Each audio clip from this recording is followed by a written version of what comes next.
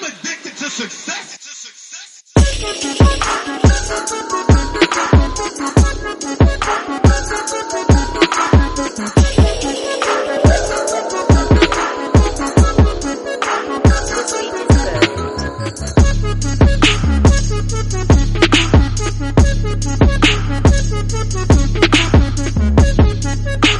What's up? What's up? What's up? Welcome to your new favorite podcast, The Ain't Shit Show, the home of booze, views, and unpopular opinions. I want to thank y'all for joining us for episode 57.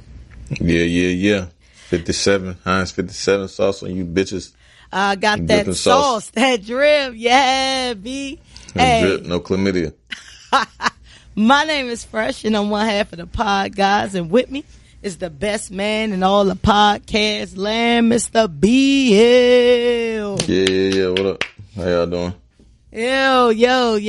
Yo. What up, B? How you been, my man? Man, I fucking snow, man. Yeah. Snow was trash. Give me the tea on that, because that looks horrible. Yeah, it was, I mean, when you got kids, snow days are trash. Like, when you didn't have kids, they're not. I thought you was going to say the opposite. Like, when you have kids, snow is more fun again because you playing in it. No, I'm tropical. I don't like playing in snow. Oh, okay. I'm the tropical variety. I come from Africa. I live North Carolina. Okay, with the ancestry DNA. Yeah, I don't fuck with that shit, man. I never really was, like, because I got naturally cold hands. It's weird. Like, I got, like, I don't know if it's some type of condition, but my hands are always cold. So that lends itself to 5 minutes of snow time play. And I've passed that shit down to my kids because they went out in the snow like, my hands are cold. I'm like, yeah, I told you. Yeah, your like, DNA, my bad. Yeah, we got cold handitis in our family. Yeah, it's nothing I can do for you. I remember when I was a kid, I was in like 7th grade. And this was a lesson in chemistry and science and all this other shit. So I was playing outside, hands freezing. So my dumb ass, like, automatically thinks to run up a big ass fucking, like, sink full of hot water and put my cold ass hands in the hot ass water. Man, you a genius. That was the most painful shit ever. Like, I ain't never been shot, but I got shot that day in my hands, and that shit was trash. So, needless to say, snow was, like I said, it was trash because, like, you can't really go nowhere because it was pretty good snow. I didn't think it was going to be as trill because, I mean, in North Carolina, we don't really get snow like that. You know what I'm saying? It looked nice. I mean, yeah, I'm not a snow person either, but, you know. Yeah, it was like, that shit, like, because it didn't hit till like 2 a.m. And that shit must have came from, I woke up at like 7. So I think that shit either started at 1 or 2. And that shit must have been coming, like, pretty heavy from that time on. So woke up, mad snow every fucking where. Kids was pumped up. I was like cool for a second, and I was like realized that we couldn't go nowhere for the fucking day, and it was Sunday. So I was like, true. Okay, you know, I was hoping that shit would kind of like, you know, not be as bad, or I was hoping that shit would have hit Monday. You know what I'm saying? So I could really like get the full effects of the snow days. But right. Did you have to go to work? Sunday, not Monday. Nah, my office closed on Monday, and I ain't like my new job. They don't. We ain't got no like work from home capabilities. We do, but it's not expected. So that's better. Closed. Yeah, hell yeah. I won't need tripping for that reason. But at the same time, like my kids was fucking going nuts because they couldn't go nowhere, and they like to go to school because they get to be with their friends and play and shit. So they just as over you as you over them, huh? Absolutely. Yeah, it was. The school open up today? Fuck no. That shit, and then they got a 3-hour delay tomorrow. Nigga, that ain't no, like, Wake County and North Carolina schools are the fucking worst. Them niggas play no games. Like, it could fucking piss some snow outside, and that shit is, like, all shut down. So, it could have been a 2-hour delay today, or it could have been a 3-hour delay. Yeah. Whatever. It started to melt? Has it started melting yet? Hell yeah. It was like 45. I mean, it was still cold today, but the sun was out. It was melting like shit, but it's not like, man, that shit, man, it won't no fuck. The roads is fine. You know what I'm saying? Like, the roads is fine.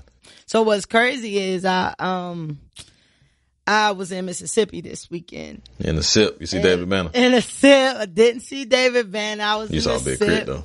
And my mama and dad's family originates out of Mississippi, so I saw a lot of family or whatever. But I went for older cousin, my mom's cousin's 35th like wedding anniversary, but they did like a vow renewal.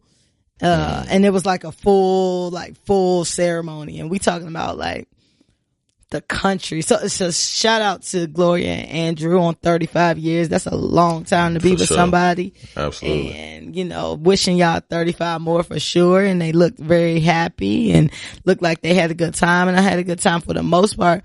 But when I tell you it was just cold as fuck. Now I've been going to Mississippi my whole life. You know what I'm saying? Family reunions to see family. My grandma moved down there, you know, before she passed, all that. So I've frequented there, but I've never been there and it's been freezing. So it's like, take like 32 degrees in the country, then take fucking cold ass rain all weekend, bruh. Like all weekend. And then with that, combine red clay dirt. Cause I'm in rural Mississippi.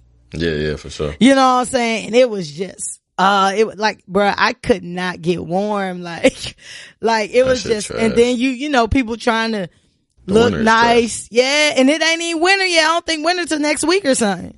That shit garbage. It's going to be a cold winter this year. It's going to be a cold winter thanks to weather engineering. Cause I really feel like that's what it is. Oh yeah, for sure. And, you know, it was just crazy because, everybody was saying like Saturday night, they were like, the people who came in town, like it was, you know, family from DC, family from North Carolina, family from the North, period. And everybody was like, oh, we leaving after this. Like we're leaving directly after like the reception and shit, right? And they like, you sure you don't need to leave? Like it's gonna be, it's supposed to snow in Atlanta too. And I'm like, nah, I don't really see that. But they was getting up out of there. So I was like, oh, I ain't really hear about the snow like that. But then like that next morning, I woke up in my Instagram feed, you know, I know hella people from North Carolina cause I lived there for a long time and went to school there. And it was just all this snow. And I was like, yo. It was mega snow, nigga. That shit was like, that shit. And I like, and it was crazy because like it didn't seem like a lot of people took that shit to be as serious. Right, like, right. Normally, anytime some type of event, you know, weather related event happens, the stores get raided. The shit be long as hell. But like, I went to the store and won't shit. You know what I'm saying? Like shortly before, and it won't crazy. Like it won't. You know what I'm saying? A whole lot of people in the store like it normally does. You know what I'm saying? Shit won't like remove from the shelves and it won't burn or nothing. Yeah, like that. Because niggas won't tripping. They thought it was a false alarm and shit. Yeah, it was gonna be like some dusting or some shit. That motherfucker came, that shit was mad snow. I said, damn. And then I was like, and I thought about it, I was like, yo, is it normally, cause I mean, we don't really, it's been winters that we ain't got no snow at all. True. Or, you know, one dusting or some shit. But I was thinking like, I don't never really remember it snowing in December like that, but apparently, it's good rare old though, Facebook ain't memories will tell you that it actually snowed to the day last year. Like when it snowed on Sunday, it snowed last December on that same exact day. You know what I'm saying? Shout out to Facebook and their invasiveness and their recall history. I think that's crazy too because like the weather just been off. Like even in Atlanta, like, you know, I've been coming here for a long time, but I've been living here for 3 years. And when I tell you, like, it's really been like freezing rain almost for like the past 3 weeks. It's just been crazy and it's been super cold. Like since I've lived here or whatever, like the first winter I was here, like it was mad chill. Like I think it was a jacket like all winter. Like you ain't really have to have nothing. You could just be cool with it. Then the last year it was, you know what I'm saying? I think we had like a fake snow and it didn't even snow for real and it was still kind of the same. But I have a coworker and she's from California and she like, yeah, everybody keep telling me that Atlanta not normally like this. Atlanta not normally like this. And I'm like, yo, like it really is not. Like, but it's been raining and cold like consistently, bro. So this winter gonna be terrible. Like this winter is going to be terrible. So for y'all people out there, facts. I'm a jacket person. I like to get fresh. I like to wear a jacket. Fall and spring is my shit. The rest of that shit you can have. And we're not getting that no more. You know what I'm saying? I wish I could stay I wish I could live somewhere that's like 75 degrees all the fucking time. You know what I'm saying? Like you can, but then you got to deal with like hurricanes and stuff. Nah, that's hurricanes is here. Yeah, that's California. You got to deal with earthquakes and shit. Yeah, but in California. Florida, you got to deal with hurricanes. That shit ain't 75 all year, though. Yes, they are. Most of the time in Miami and Fort Lauderdale and all them places. That should be 100 in the fucking summer, though. Yeah. Oh, you talking about like year round. Yeah, my I bad. said 75 all year. My bad. You right. Like you right. You right. You right. Steady boom. Like, you right. No variation. Maybe where the high might get crazy one day and be like 85. Like, ooh, it's hot as fuck. You know what I'm saying? No bull. You're right. I feel like in the 70s, especially in the low to mid 70s, you can pretty much wear everything. Yeah, that's what I'm saying. Like you wear pants, short, you want to, yeah. Light jacket if you want to. You feel like layering just slightly. You know what I'm saying? Yeah. Where's the perfect place to live? Like in your mind. They said San Diego was like that. Like San Diego. San Diego is nice. They said like it's the perfect place. Like no humidity, no fucking. But the earth move. Yeah, outside of earthquakes. I mean, you never really can predict that. You remember when they had an earthquake in North Carolina? We were just talking about that. That's crazy. Talking about that. And DC too. Yeah, that shit hit all the way through. So what's crazy about that earthquake is I was working from home that day. And I literally live maybe 10, 15 minutes from work. But I worked from home and I remember being like on the computer, you know, like your Skype or whatever, say if you're available or not. And then all I know is like I had kind of like on the TV, I had the TV on, I'm working. And then I see like everybody joint instantly go white or orange. Like your alert if you there now. And I'm like, what's going on? Then I see like this flash on like the TV, whatever, like it's an earthquake, whatever. And then probably like 10 minutes after that, like my phone started blowing up. It was like my family and stuff telling me about like this earthquake that just happened in DC. Like my sister was telling me like the dresser almost fell on her. Like she ran outside, like all this. Bruh, I didn't get not a shake at my crib. I was sitting at Blue Cross and I was at work and I thought like the whole shit just started rattling and like, but it was like for like 6 seconds. It won't even like, you know what I'm saying? It was just enough to like, what the fuck just happened? Like it was something like real mild. And I remember cause, I think Naomi was sitting behind me and shit. And I was like, Naomi, you just pulled my chair? She was like, no, not unless, she was like, nah, I think somebody pulled ours. And I was like, and she from California, so she was like, it was an earthquake. So ain't nobody, we've never had an earthquake. Like, we had hurricanes and tornadoes and shit. So nobody really knew how to react. So everybody just went outside. She was like, we shouldn't be outside because like buildings could fall and shit. And I was like. But everybody went outside. I thought you were supposed to go outside during an earthquake. Because it's better that you can, it seemed like it's better to be outside the building and it fall than. It's not like you have a higher chance of dying inside a collapsing building. There's any protocol for a fucking earthquake. If you know what I'm saying, like the earth splitting. So like the best place to be is in the air. You know what I'm saying? Yeah. Like, you could fly real quick. That's why I see. If I was Storm and I had my powers, I could just dip on y'all niggas. Like, no, if you had your powers, you just would have changed the weather. And made like a windstorm, pick everybody up. I would have hopped on a cloud and dipped. Hopped on a cloud. This nigga swear he gonna use his worst superpower ever. I'm gonna bring a cloud through. You know what I mean? Goddamn dip. Never forget that B Hill said his superpower would be to change the weather. Out of all, I'd be like Storm on y'all niggas. You know what I'm saying? He wanted to be male bald Storm. Fly on this motherfucker. Bitch, what? Oh, here come a lightning bolt. Bitch. Oh, what you say? Oh, what? You ain't what? Oh, you don't want to let me off today? Oh, here come a tornado. Oh, man. A little mini tornado came around your room like Frank Ocean. Hey. A tornado came around my room and it made me gay. Yeah. Right in your fucking crib. Your bitch ass. Twisted his whole ass. Hey. The tornado twisted Frank Ocean ass. Mm-hmm. Hey, yo, you stupid as hell. You know what's funny, though? When it comes to like all types of weather and all that, like the first people that white people think about saving is animals, right? Like fuck human beings. Noah. Shout out to Noah. Right. So Noah started this shit. You like, yo, I'm about to go get these fucking tour area animals. Right. You could have left them spiders and things, shit. Man. That shit is like fairy tale of fairy tales. What? The Bible. Oh, wow. Go ahead. I mean, it just has some extreme shit in there. You know what I'm saying? Like, yo, God called me and told me to go get 2 of every animal in the world and put them on a boat and build his ark. There's a big flood coming. I mean, I'm pretty sure a flood could come. I'm not testing God's power, but I don't know if he's telling you, hey, you should go get 2 of each animal. Yeah. On the boat with you. Right. I feel, speaking of animals though, what you think about, so, like PETA came through and PETA being PETA, PETA get on my last fucking nerves. Like out of all of the associations, PETA like blows me, bro. Like, so for y'all who don't know, before I get into it, like PETA released this statement saying that, since our society has worked so hard to eliminate racist and homophobic and ableist language and other prejudices that accompany it, that, we have to address speciesism, right?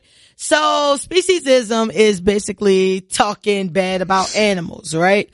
And some of the examples that they gave is kill 2 birds with 1 stone and change that to feed 2 birds with one scone, or to beat a dead horse. They want you to say to feed a fed horse. And I think the one that people probably use a lot is like the bring home the bacon joint. So they say you need to say bring home the bagels. Like, man. What the like, what you think about that? What you think about I hate this? That shit is funny. Like, it's just stupid. Come on, man. Like, everything, just certain shit is just, I don't know, man. It just be too much going on, man. Like, that shit is dumb as fuck. Like, out of all the shit, I'm not thinking 2 shits about what the fuck they talking about. It's motherfuckers dying in the street every day. Facts. By the hands of other humans. If y'all gave a fuck enough about animals that y'all do humans, facts, then we'd be in a much better place. Like, shout out to animals and animal lovers. Shout and all out that. to animals. I'm not one of them.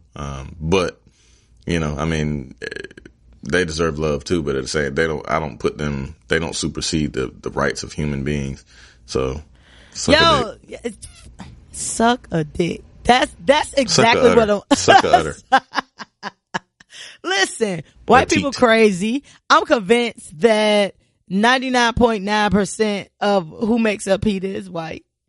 And I think this is super dumb. Like, are you really comparing homophobia and racism to hurting an animal's feelings? We ain't even talking about like abusing animals at this point in time. It's like, don't say things that might hurt an animal's feelings. Like, yeah, cause they fuck out of here, man. Like, I get it. Like, y'all love y'all dogs and y'all kiss y'all dogs and have sex with y'all dogs and make out with y'all dogs and shit, right? So, man, be the same where like, I could care, not that I could care less about animals, cause I don't want an animal getting abused or anything like that.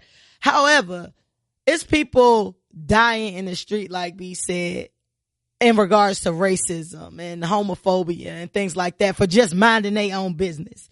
I don't think it's a damn pig out here that's like, wait, did that nigga just say bring home the bacon? That's fucked up. How you gonna disrespect me like that? You know what I'm saying? Like, kill 2 birds with 1 stone. Like, what? Like, it's birds out here like, oh, for real? You want ride, nigga? You trying to kill 2 birds with 1 stone? Like, all of this stuff is figurative anyway. Yeah, man. Like, damn, fuck out of here, man. Like, I don't know. It's just, world is too fucking sensitive. Yeah, like, it's getting to a point where everybody feels like they should have a stake in the game. Yeah, nah. It's like a cash grab, but no cash. Like, right. You know what I'm saying? Like, you just trying. It's like it's just, we're in the age of attention, man. Like, everybody wants, like, it's just squeaky wheel city. Like, everybody wants to fucking like scream out. And I mean, certain shit is valid, but it's like, I think it kind of whitewashes it in the term, in the sense that like,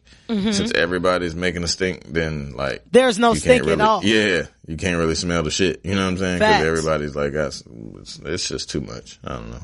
No, you're right. Like, it's like, at the end of the day, like, you know, some animals are bred to be food, and other animals, you know what I'm saying, they out here minding their business and whatever. But, you know what I'm saying, like, it's real humans just being slaughtered out here. Sure. And where is PETA when these things are going on? Because, I mean, by definition, we're all animals. Facts. You know what I'm saying? We have animal instincts, so you should be on our side just as much for equal and protection and all that other shit that comes along with the shit that you know what I mean? So go champion so hard. Like, fuck out of here, man. Holla at me when a dog file a complaint because he can't get a job. Or, you know what I mean? Or because of his lifestyle, you know what I'm saying? A dog get beat in the street. You know what I mean? Like, holla at me when that happened. When y'all out here are you protesting. fucking complaining when dogs are used to get sick on people and shit like that? You know what I mean? Like, oh, right. That's a good one too, P. That's a good one too. Like, you should go after them motherfuckers like, oh, you shouldn't be using dogs in this manner. Exactly. You ain't saying shit about that. Fuck out of here, man. Exactly. Like, y'all gotta chill. Like, PETA is the worst. Like, PETA is the worst organization to me. And and what can they do, B Hill? Suck a dick. Suck a nutter. Suck a nutter. Suck a udder or suck a teat. Or beat off a dead horse. Yeah. Man, yeah, that was crazy. I can't believe that was a real thing. And whomever the president of PETA is should just feel embarrassed. Yeah. Brown and Proud. I keep giving y'all updates on this only because I just find it so amazing. But since last week when I told y'all Michelle Obama book sold 2 million copies, she has sold another 1 million copies in a week. She is at 3 million copies. I just love it because it's just like stunting. Super stunt. Like, it's a super stunt. You know what I mean? Like we still doing it. Like, me and my husband, we still killing out here. Like, is Michelle Obama pretty? I think Michelle Obama is pretty in a lady of her age way. Like, I think that, I think she's pretty. You don't? I've been trying to make myself think she's pretty. I think she's elegant, you know what I mean? But, like, I don't think she's pretty. She's not ugly. I think she's attractive, but I think a majority of her being attractive is based on her, like you said, elegance and her personality and what she's, all of that, and which I think plays a big part. Yeah, and I think, indeed, like, totally. you know, when we have, comments on who is attractive and who's not attractive, like, things like that play a part for me. Yeah. You know what I'm saying? Cause once if I just see your pictures or whatever, I can think one thing, but once I get to know you, it shapes the way you see someone, and that can work in your favor or not in your favor. You know what I'm saying? So yes, for a 40-something, 50-something-year-old woman, I think that she is attractive. I don't know if 20-year-old Michelle Obama would be like, you would turn your head, but I don't think she's ugly at all. I don't think she's ugly at all. I just was wondering, like, cause I don't think she's pretty, and people be like, she's so pretty, and I'm like, yeah, I don't know. But I mean, I think she's cute. I think she's like a regular black lady that, like, just got that paper. You know what I'm saying? A regular black lady. Like, if she was like, you know, just like if she was like a director of a fucking call center or some shit. You know what I'm saying? Like, she still had that swag, because she'd be probably making 80 grand, 90 grand. You know what I'm saying? And she would be able to afford stuff and get her hair done every week type shit. But I don't know. Hey, that is funny. Hey, you see how B Hill just reduced I know Michelle Obama? But, like, and B Hill don't have great taste. I just want y'all to know that. You say what? I said Abby Hill do not have great taste. Like, my taste is I ain't talking about like your personal taste as far as, you know, I ain't talking, shout out to Tiff, because I think Tiff is beautiful, but I'm just saying, like, off the general conversations of who you think is attractive, we be left and right on that, bro. Like, I be like, what? So I think your her taste face look like a man. Like, everybody look she, like a man to me. Who you like? She's just, I don't know. She like, but I seen, like, she looked like a director of a, you know what I'm saying? Like, you know, it's mad black women. Yeah, like a fucking customer service department or some shit like that. Making good money, and making decisions and shit. You know what I'm saying? Like, I know mad of them in my mind that I see right now that, like, I know who you're thinking, but I don't want to necessarily throw out names, because you throw out way too many names on this podcast. It's mad of them that I know that she remind me of. Like, I know who you saying. I know some people who you probably saying that we both know. So get mad like town halls and shit. Town about the direction the company going, shit like that. He's stupid as hell. Move it along, man, because he a fool. Shout out to Issa Rae. Issa Rae just signed a multi-million-dollar deal with Columbia Pictures to give diverse writers some time to shine. Issa said her mission is to discover new talent and promote up and coming writers with diverse backgrounds. Shout out to Issa. I love anybody who thinks beyond themselves. Yes, sir. You know what I'm saying? Like the things when you're making strides for the culture versus just yourself. Like I love that. You know what I'm saying? And Issa will always get love for me for the stuff that she does. Yeah, she dope. So shout out to Issa, man. And we ain't gonna even talk about Issa because I know how you feel about Issa as well. But if we talking about Issa, I feel like Issa is in the same boat with Michelle Obama, where I feel like her personality makes her pretty. Michelle I think that Issa looks better than Michelle, but they're in that same category, like categorically, like that regular black girl type shit. But I think Issa's got a prettier smile than than Michelle. I think that's what it is. Like Michelle Obama, like she kind of like her eyes a little sunken. I don't know. It's something, I don't know. I can't really pinpoint what it is, but I think Issa's prettier than her. Like, let me ask you this. Do you think that plastic surgery and Instagram and filters and all of these enhancements have distorted what beauty is? Nah. Well, maybe on a grand scale. For me, no. Nah, I don't think so. But on a grand scale, absolutely. I mean, that's just mass media, period. Because, like, you know, back in the day before it was all this, you know, it was King magazines and all these other magazines that had, like, you know, the curvaceous and shit like that. So it's always like beauty's always, I guess, modified to an extent to sell it where it's the most appealing. You know what I mean? Like, you know, you have your, like for black people and shit, it's usually like the curvaceous, you know, voluptuous, women, you know, with big butts, big tits, shit like that.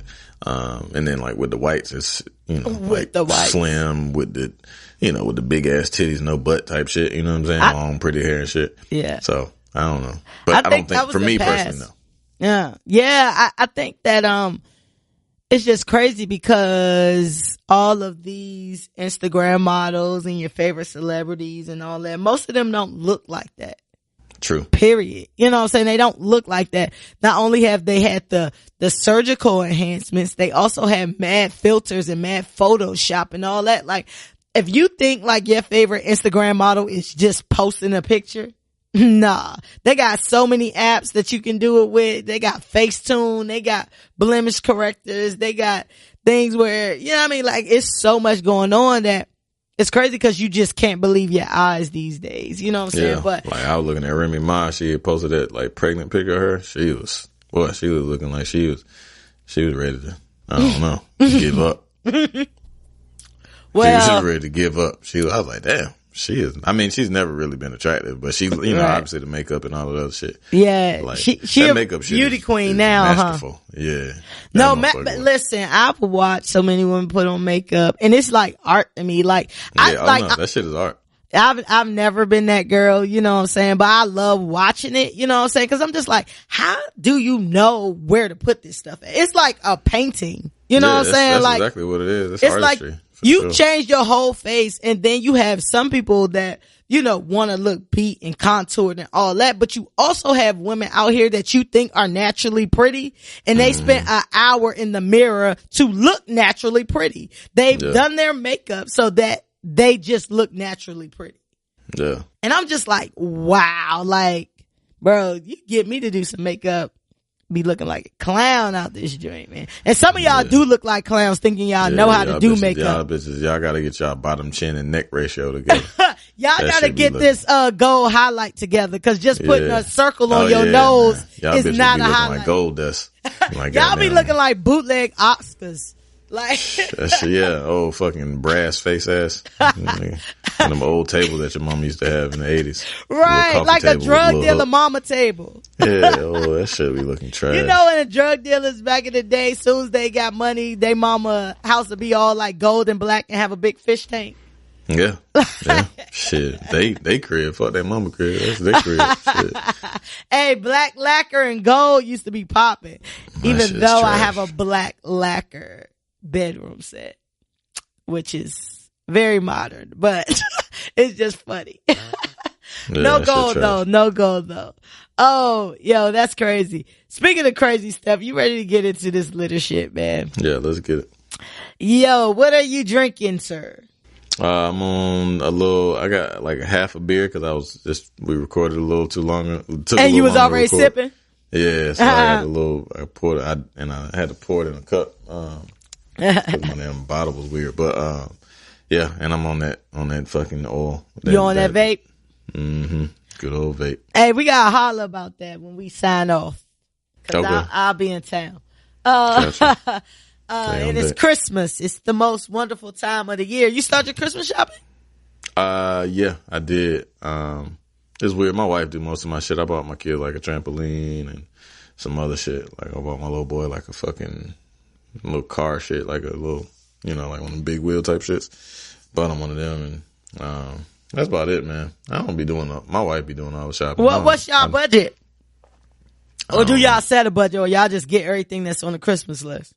Nah, they ain't really got no Christmas list. They just, cause they still young type shit, you know what I'm saying? So everything they see, they want type shit. So, I don't think they grow out of that no time soon. That's true. But like, as far as them writing down the list and all that shit, nah, they didn't do all that. But, their birthday is the 23rd. So we have a birthday party for them this weekend. So I'm gonna get them something for their birthday. The twins? But I might, yeah. Happy birthday to the twins, man. Happy birthday. Yeah, they're gonna be 6?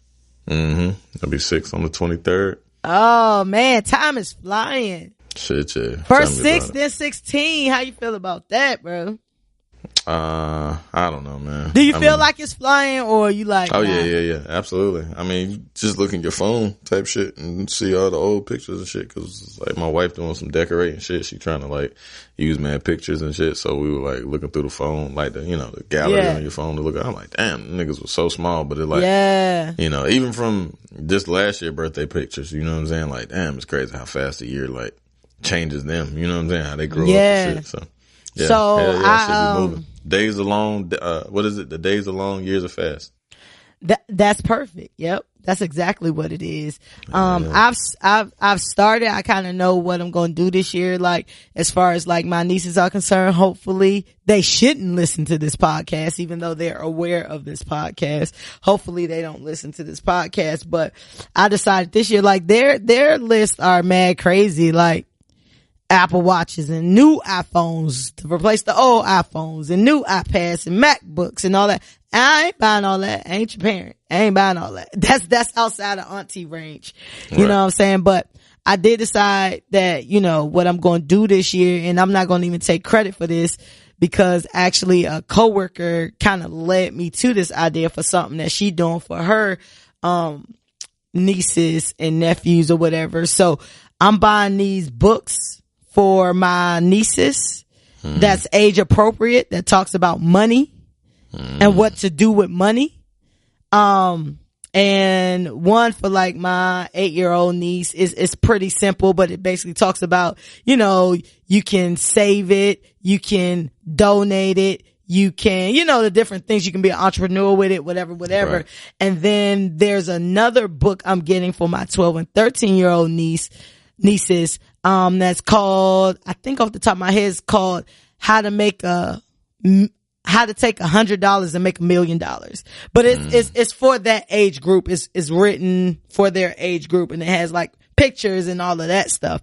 So my goal is to give them $100 each, but I'm giving them the book for Christmas, and they need to read the book and then come back and tell me what they're going to do with this money. For sure. So I feel like that's a way to kind of feed two birds with one scone.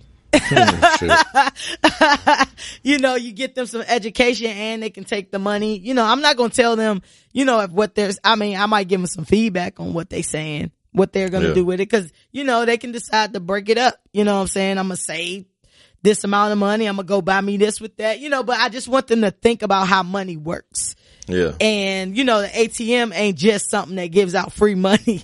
You know what I'm saying? We have to go to work every day in order for this ATM to spit out this money. You know what I'm saying? Big facts. But yeah, you know what I'm saying? So that's kind of what I'm doing. And I think I'm hoping this will be one of the easiest Christmases for me because everything I'm getting is kind of online. I just gotta get my mom something and get like my siblings something and get some other friends like some stuff, but not a super expensive Christmas for me. But yeah. Fucking, that shit is overrated, man. Yeah. You and your wife trade gifts, or y'all just leave that for the kids? I mean, I don't know. Did I get her something last year? I think I got her something. Yeah, we trade gifts. It don't be nothing big though, cause like we just get shit. You know what I'm saying? Like I don't know. I mean, I try to get her certain stuff that she's mentioned and shit or whatever, but it ain't really that big because we just get whatever we decide to get. You know what I'm saying? If we want some shit, we just end up getting it or whatever. So yeah, I feel you on that. But yeah, we probably we used to, obviously, but before we had kids and shit. Right. Of course. Before you had kids, it's like, oh, we got unlimited money. Now it's like, we gotta get the money. So I feel you on that. But I don't believe in going broke after Christmas because January 5th is going to be here and that's when my mortgage is due and I don't have time. Facts. And I can't even lie. I fell into that hole a few Christmases. But I've learned from that because I really enjoy seeing people happy. You know what I'm saying? When you get them something, like, I'm not a gift card person. Like, I have done gift cards, but it's kind of like a last resort type thing. Yeah. You know what I'm saying? And even like with this money, I say I'm going to give my nieces. I just didn't want to give them money because they're at that age where the stuff that they want is either super expensive or they don't know what they want. You know what I'm saying? So I'm just like, let's find a way, even if I'm going to give them this money to turn it into something that's not just money. So, you know, but, to all y'all out there, I'm about like going forward, like as my kids get older, I'm going to do more like experiences and shit. You know what I'm saying? Yeah. Like, cause all that shit, I mean, they get shit all the time, right? So like Christmas is cool and plus it's their birthday. So it's kind of like they're slighted one way or the other. So yeah, like, for sure. I want to do like last year we went for their birthday and / Christmas, we went to the zoo. You know what I'm saying? It was a pretty day. So we went to the zoo. Like, I'm more about experiences and shit than just like giving them. I think that's the things they remember, man. They don't remember you buying them an Apple Watch. Yeah. So like, I think either next year or the year after next, I'm definitely going to Disney for Christmas because, like I said, their birthday. So it'll be all like one big ass trip. But I want my youngest son to be able to remember it. So I don't want to take because he'll be 3 in this coming year. So I'll probably do it when he, maybe he 5 or something. And 5 or 6. Disney. Yeah.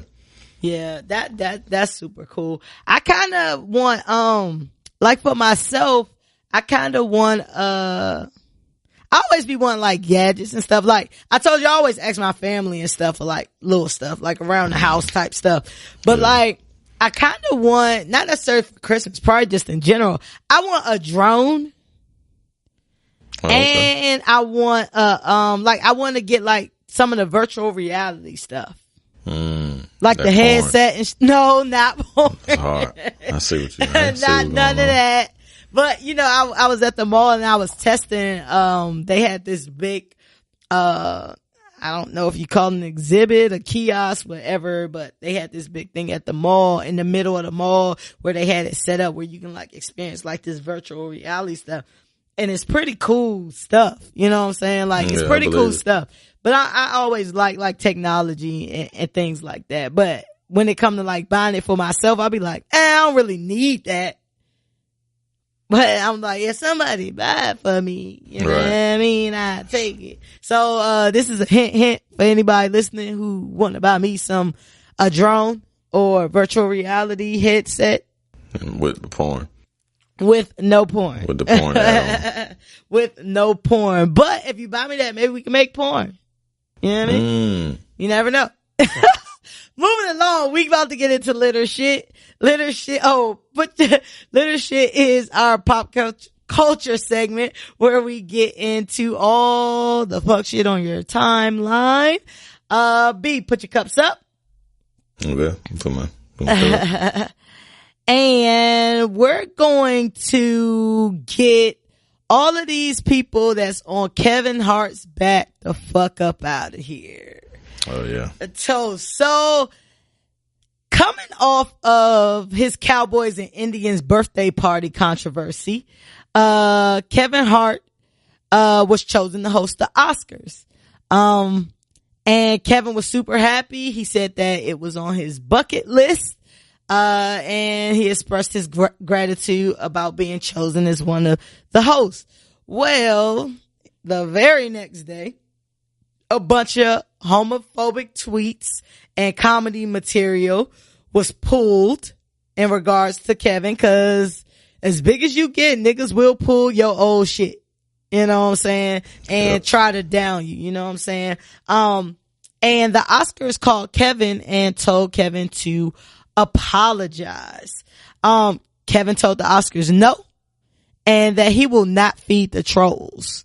He said the reason why I passed is because I've addressed this several times. I'm not going back and forth with you niggas. No, he said I'm not going back and forth into the days of old when I've moved on and I'm completely in a different space in my life. To back Kevin, back in 2014 was one of the last times where Kevin actually did address this. And he said that, yeah, I used to do, comedy like this, but, seeing the space that the LGBTQ community is in, I no longer think that type of material is funny. And that was back in 2014. And, since 2014, no one has been able to pull any information in regards to Kevin still having this particular mindset or doing this particular comedy or whatever.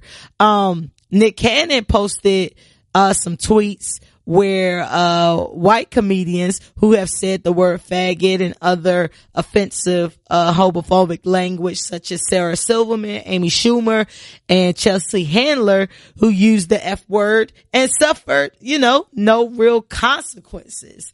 And that sounds about right. A lot of celebrities have come out and supported Kevin and to have backed Kevin. It seems as though Kevin Hart could have just easily apologized. What do you think about this, B? Do you think Kevin should have apologized? Nah, I mean, I don't think you should have to apologize for some shit that's 10 years old and you clearly have made a stance and a change, and you've already discussed the shit at one point, and you know what I mean? You apologize for what you said or whatnot and how it may have offended somebody. But if you especially have been living your life 4 years, like if you have to dig up 10 years ago, right, and you can't see that, you know what I'm saying, like this is a continued pattern, like if I did that shit last week, or you know what I'm saying, like I'm still in that same space. But I don't think you should be condemned for everything that you've done as long as you try to change that pattern. Just like if you did a crime 10 years ago, I don't feel like that, and you did your service or whatever, and you did your time, I don't think you necessarily should have to answer to that all the fucking time. You know what I'm saying? Especially if you righted your wrong, you served your time, you did whatever. Like Charlamagne always says that these people nowadays never would have forgave Malcolm for the shit that he did, because we all know that Malcolm was a drug smuggler, a cat burglar, a fucking, you know what I mean, like an adulterer, all that type of shit. But then he's one of the most prolific and powerful leaders of that the world has ever seen, right? Because he made that change. So if you can't allow people to change, and recognize their growth and and do that, I don't think that shit should be held against you. You know what I'm saying? Now, again, like I said, if he's continuously doing the same thing and speaking the same ways and doing that, then yeah, you know what I'm saying? Like obviously you definitely hold him to the fire, and hold him accountable. But if you can actually see a man's change and see a man's progression or a woman's progression or a person's progression, then that's what it is. So if y'all niggas don't want to give me the shit, fuck it, don't give me the shit. I'm cool. I'm still gonna eat. We're gonna cook. You know what I mean? Facts. But that's the thing. Like goes to another thing. Like don't go where you fucking tolerate it. You know what I'm saying? Go like where you celebrate it. So go do the fucking BET Awards or some shit, or go do the Soul Train Awards. Even though he's already done the BET Awards, but go continue to do that shit. Like turn up on them niggas. You know what I'm saying? Like they don't want to love you and embrace you for what you are and the person that you are at this point, with one of the world's biggest stars who's spreading up, but essentially just positivity and laughter. Fuck them. So I'm with you. I'm riding with them.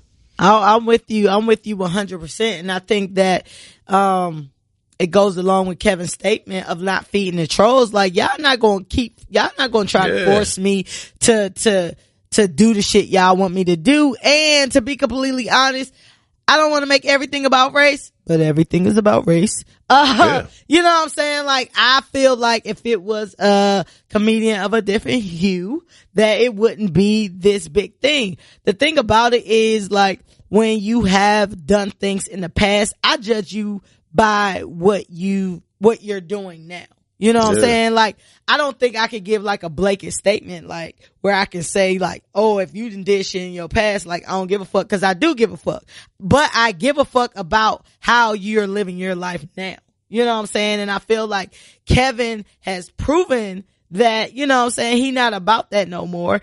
And I feel like, you know what I'm saying, his actions has showed improvement.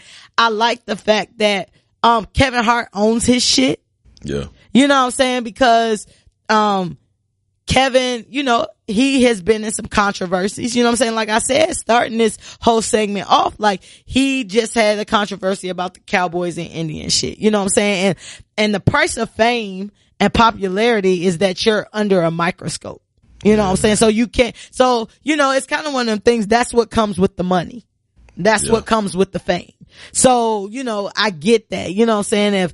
If motherfucking Mike Epps, you know, had a Cowboys and Indians birthday party for his son, we wouldn't be talking about it. We wouldn't give a shit. You know what I'm saying? Sure. You know what I'm saying? But that's the price of fame. You know what I'm saying? But I like the fact that Kevin refuses to be pushed around. And Kevin got that type of money where he don't need the Oscars. Yeah, like, you know what I'm saying? You're like, all right, that's cool. Like, it was going to be an honor to host the Oscars. Even though I told you, I really don't think Kevin Hart is as funny as he used to be. That's neither here nor there. You know what I'm saying? People love Kevin Hart's humor still, and Kevin Hart is making all this money. Kevin Hart, you know, like to get in front of shit, and he's not pushed around, even when he got caught last year for cheating on his wife, and they tried to extort him for the money. He like, nah, I'm not giving y'all nothing. Cause he could have easily gave over that bread and we wouldn't have never heard nothing about this. Right. You know what I'm saying? But he choose to stand up for himself. And that's the thing that, you know, I respect the most about Kevin Hart. Cause he like, nah, fuck y'all. Like, I don't give a shit. No, I'm not apologizing. When in actuality, you know what I'm saying? He could have just easily said, yo, I apologize. And he would have had his job. Yeah. But it's about principles sometimes. And when you got enough money where you can stand up on your principles, even you ain't gotta have a lot of money to stand up on your principles. It's just about who you are. You know what I'm saying? And it's the intestinal fortitude, your guts. Exactly. Testicular fortitude is intestinal, wherever you decide to go. Intestinal, or, you know what I'm saying, clitoral fortitude. Testicles. You got clitoral fortitude. Yeah, you know what I'm saying? From the pussy. Thanks for laying that out for our listeners. You got balls from your pussy. Yeah, but you know, I think that it's great that he's standing up for himself, because at the end of the day, it's kind of like your loss type thing. Do you think whomever those Twitter days were great though, when him and fucking, that's when I first got on Twitter and shit. I've never followed Kevin Hart on Twitter. And shit used to roast each other on Twitter. That shit used to be funny as fuck, man. I've never followed any of those gentlemen. Not on Twitter? No, not at all. I don't think Duval. Well, let me take that back. I did follow Duval, but Duval's not funny to me. Them niggas used to joke on each other. 08, 09 Twitter was amazing. 2010 Twitter was amazing. Twitter, I had so many friends on Twitter that I felt like I knew in real life. Yeah, for sure. Like, y'all talked every day, like on Twitter. like those were the good days of Twitter. Shout out to 09, 2010 Twitter. Damn, Twitter been around that long? Yeah. Damn. At IMDC Fresh. Yeah. At IM B Hill, you heard me. Follow us on Twitter. We still be up there every now and then. I'm always at my Twitter. Just cause.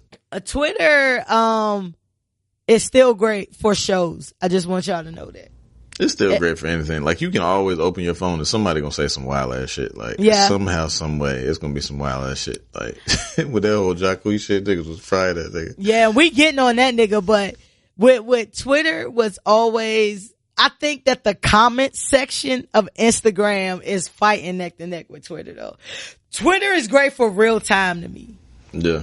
And Twitter is great to find out what's going on real time. Like, as far as shows is concerned and about news. Like, If I hear about some shit, I go to Twitter first, cause Twitter gonna break it first before Instagram, definitely before Facebook. You know what I mean? Like, Facebook be like 4 months behind. Yo mama and them be like, oh, did you hear about that Sandy Hook shooting? Like, right. What? Like, that happened 4 years ago. Like, what are you talking about? Like, but, Twitter is good for that. And when Facebook is down, Instagram is down, go to Twitter to find out if it's just your Instagram down or if Instagram is down. Like, right. Yep. Hey, no, shout out to Twitter, man. Shout out to Twitter. It's been losing its luster gradually, but I don't think Twitter will ever be like Snapchat or all the other apps who has died. Who's died? Snapchat died.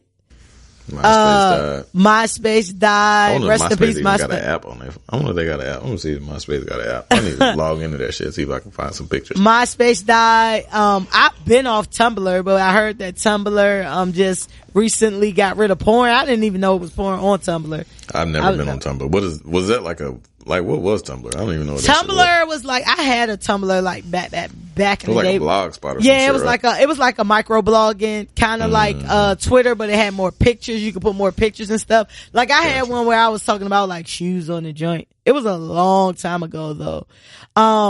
What's the joint? The 6-second joint that all the Instagram comedians. Vine. Rest in peace, Vine. Rest in peace. Let me suck your titties, baby. I don't know nothing about that. Was funny as hell. Let me suck your titties, baby. Vine was that shit, man. You remember it was another one, man, that came out like around that time of Vine. What the fuck was the name of that shit?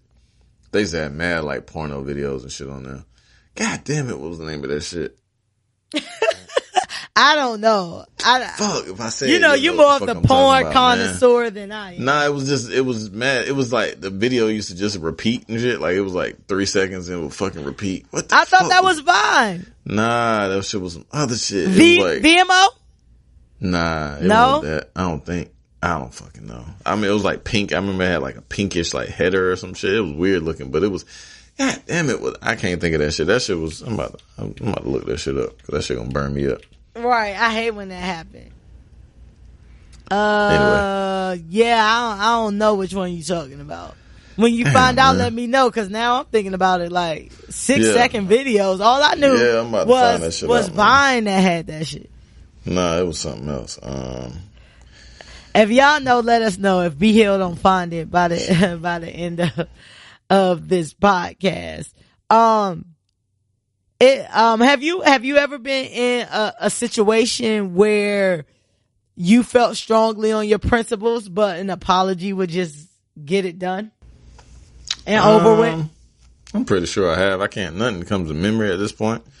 Pretty sure I have though, because I'm very, I'm very steadfast in my beliefs, as as the listeners know. Facts. So I'm not sure. I'm pretty sure that, motherfuckers done piss me off to the point where like I could definitely take higher ground. And, you know what I mean? You told somebody that they look like somebody, and I don't know if we said it on this podcast, so I don't want to repeat it. Did we say it on this podcast? I don't think so. Or was that a personal conversation? I think it was in the text. I ain't gonna text say would it be then. wild. I ain't gonna say it then. I don't want to throw you under the bus. I couldn't remember if it was on that person or somebody that's close. Yeah, this. Hey, I said, yo, that was fucked up. Hey, I'm still weak at that, but that was fucked up. That shit was fucked up. Hey, I know in a relationship you done definitely apologize to get some shit over with. Oh yeah, hell yeah, for hell sure. Yeah, hell yeah. I'm the same way. Like I'm pretty like what I mean is what I mean. You know what I mean? Like I'm never unless I'm really set out to be rude. Most of the time I'm never set out to be rude. You know what I'm saying? But I'm not apologizing to you for my truth. You know what I mean? Like I'm just not that person. Like I'm just not that person. You know what I'm saying? So I'll be like, all right, you can deal with it or not. You know what I'm saying? I always tell my friends like, yo, if we get into an argument or something like that and we no longer friends, then we weren't that friends in the first place, and I'm cool with that too. Like, I'm just that nigga. Like, I'm not changing who I am for you. Now, if I hurt your feelings or something like that, I might apologize for the way I said it or something like that. But I still probably mean whatever I say, because I feel like I'm thoughtful in what I say. Yeah. Whether you like it or not, it's still my thoughts. You're not gonna make me change my mind based on because you Periscope. No, it won't Periscope. It won't Periscope either. Sorry, I'm still like researching this fucking shit. Well, while you're still looking but Periscope at that, was like the first Facebook Live type shit. You know what I'm saying? Yeah, Periscope Or was live period, it was. But you remember when Twitter had a live for a minute? Nah, Did it still have that? I didn't know they had it. Yeah, Twitter had a live for a minute. And then Snapchat happened, but that wasn't a live. And then Instagram Live happened. I still think Instagram Live kind of crazy. It give you like good celebrity moments, stuff for us to talk about on here because they be feeling real, like they can say whatever they want on that joint. Yeah. But yeah, I don't know. I rarely use Live. You use Live? Nah, I've never gone live in my life. Yo, I be judging people about how they go live. Like when you be in a club or something, or in a spot and somebody doing Facebook Live. Oh, I know who you are. Like, but it's like the motherfuckers be going live and there be like 3 people on there. You know what I'm yeah, saying? Like, y'all might as well FaceTime. that shit dead. Your live is dead. Like, Hey, if you got less than 32 followers that's following you on your live or however, you just need to FaceTime them because FaceTime got 32 people or just on fucking record it in your story. Like, and you know what I'm saying? Like, you just standing there. That shit, I don't know. Yeah. Live be corny, man. Especially if you not like a celebrity or something, or like doing some, like, I don't know. You just sitting there holding your phone. Like, that shit is, And even when you're a celebrity, they be having low numbers. Like, they be weird, having like 1 million followers and they be having like 3,000 people. I find myself looking at somebody live and I'm like, what the fuck am I looking at this motherfucker just standing? Like Lil Boosie just be eating, gotta set his phone up and just be eating like cereal and shit. I'm like, what the fuck am I doing? Why am I watching this motherfucker eat cereal? Like, right. like how your nieces and them was talking about last week. Yeah, man. I'd be like, oh yeah, like, but I wouldn't even think that like, yo, I'm about to eat this cereal. I'm tell these niggas I'm about to show these niggas I'm about to eat this cereal. Let me show these niggas these Lucky Charms. Let me show you these niggas. Blue Heart, yellow diamonds. Cascading from my fucking mouth. A little dribble. Fuck that. Facts. I've never gone live in my life. Yeah, my sister will set up live and we just be playing cards and stuff. And she don't let you know you're on live. So, you know, when family and stuff together, we talking shit. You know what I'm saying? We might be talking about other family members. You know what I'm saying? Might take your shirt off or some shit. No. No. Being your bra. I don't know what goes on in your family, but that don't go on in my family. You know what I'm saying? Like, you know how like it might be hot in that motherfucker, you drinking and shit, you feel like taking your shirt off because you around your people. You know what I'm saying? Nah, like, that don't happen. Being your wife beater or some shit or being your bra. You know what I mean? No, that don't happen in my family. Y'all niggas don't be thugging. I don't know what's happening in your family, but you might want to seek counseling about you know, you don't want to, you know what I'm saying? You want to take your shirt off, it be hot in that bitch. Be Hill in there playing cards, rubbing his nipples in front of his mom and shit. Like, nah, fam. Like, nah. Put that shit back on, bro. Like, you don't want to be live for everybody. That's some. Yo. You know what I mean? Anyway, B has not found this social media yet, but Kevin Hart stepping down from the Oscars is lit or shit. That's lit. I think it's super lit. Fuck your fake like awards. 4 black people that ever won Oscars. Like, fuck out of here. We don't know none of the movies that's gonna win anyway. Word. Internet Explorer fish. What? You Internet still Explorer fish? I don't know what that's about. Nah, we don't know about that. Nine Grammys. Best picture. It's riveting. Fuck. The Revenant. What's that? The Revenant was good though. I never saw The Revenant. That shit was good. The Taste of Water for Chocolate. Yeah. Or all that. That was it. Nah, I don't be knowing none of them joints. Shout out to Black Panther, Wakanda Forever, baby.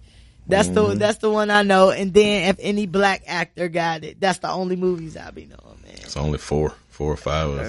Exactly. Moving along. So Nicki Minaj stays on our, she always gives content because I don't know what's going on with young Barbie for real. Nicki Minaj celebrated her 36th birthday over the weekend and debuted her newest boo, Mr. Kenneth Petty. Great last name, Mr. Petty. Nicki shared a photo on Instagram with her leg wrapped around Kenneth, quoting Adele's song Hello. And Nicki eventually turned off her comments after the backlash from fans and non-fans. And the reason everybody was so heated is because Mr. Kenny is a registered level 2 sex offender who was convicted for the attempted rape of a 16-year-old girl when he was around the same age. He was also convicted for first-degree manslaughter years later.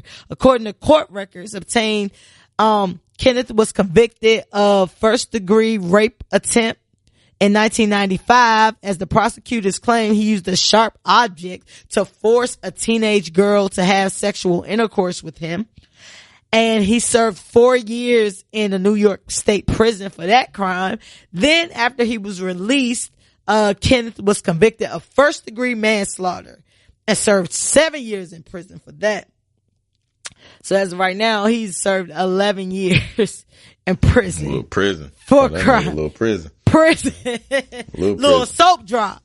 Damn. Since all of the controversy, Nicki, as she has done in true fashion all year, has basically doubled down on what she feeling. You know what I'm saying? And has flooded the timelines with pics and videos of them together. And even in one of the pics, she put the caption, "Let them talk" on it. Some are saying that Nicki is on a downward drug-induced spiral. Do you think Nicki's on a downward spiral? What you think? Because we've covered her a lot this year. Yeah, I've said that several times. I told you that we are watching A Star Dim, and that's sad too. I mean, man. Sad too. It's sad.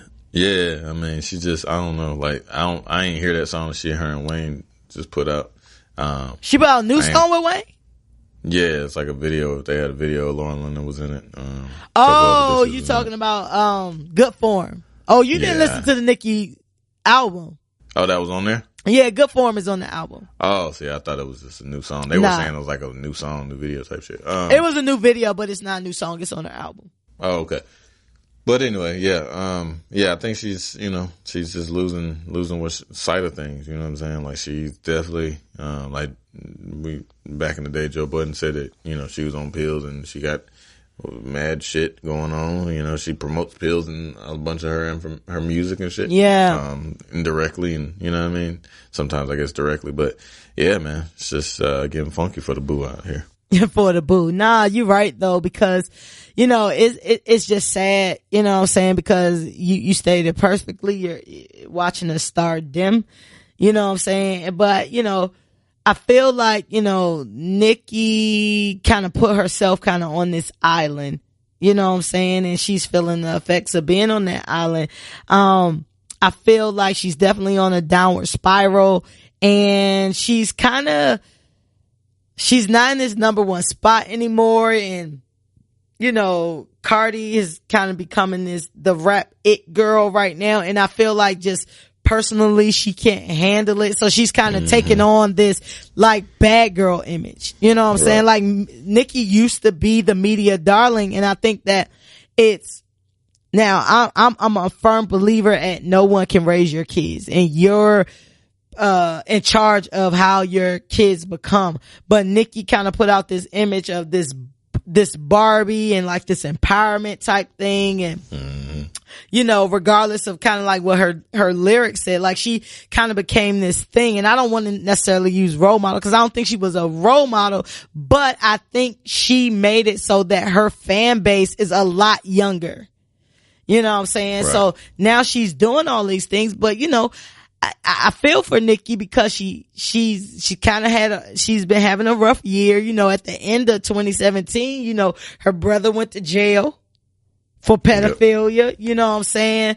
Cardi became the it girl. Everybody's been exposing her for being, this mean girl or whatever. And, her album didn't receive much critical acclaim.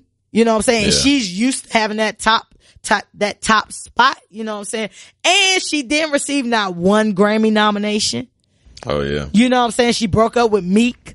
So, she's had a year, and I'm not saying that, we go through shit, you know what I'm saying? And I feel like that's just adding to what I feel like is probably drugs and ego and depression and all of that, making like this ball of shit that's not coming out good for her. And I would hate to be Nicki's publicist right now and trying to do this, because she's kind of like getting this reputation for surrounding herself with sex offenders. Right. So she got this new boo that, a lot of people are saying, you know, she said she commented on something that somebody commented on, and somebody was like, oh, that happened long a time ago and that was his girlfriend. Doesn't matter if he used a knife or something sharp to force somebody to have sex with him. Right. Then, you know, she got real tight and associating herself with Tekashi 6ix9ine. That has been in the same thing, the same, you know, situation with underage girls and making them do stuff. And then her own brother, which I'm sure it's on her writer or whatever celebrities present before they have interviews, that you can't talk about this, because nobody has brought this up in an interview with Nicki about her brother and how she feels about that and how she's dealing with all that and whatever. Because I know if it was my brother, I would be devastated. Yeah. You know what I'm saying? I hate pedophiles. Like, out of all the sex offenders, pedophiles are the worst. Yeah. You know what I'm saying? Like, I'm one of them people, like, burn them niggas at the stake. You know what I'm saying? Yeah, so it's kind of like, sure. You know, so it's just like she's surrounded herself with supporting pedophiles, but yet and still you've kind of made yourself this Barbie and have all these young girls looking up to you. You know what I'm saying, dude? Like, the career wise, we good? Like, you think she can come out on the end of this, or it's gonna take some hits? I don't know. I mean, it's the internet. So it's the internet era. So she 20, 30, you know, days from here, like, if she's not with the dude and they break up or she just go low, nobody ain't gonna think about that shit. Like, talking about it, they might mention it, but it ain't gonna be like no serious thing, man. Shit is so microwave and instant now.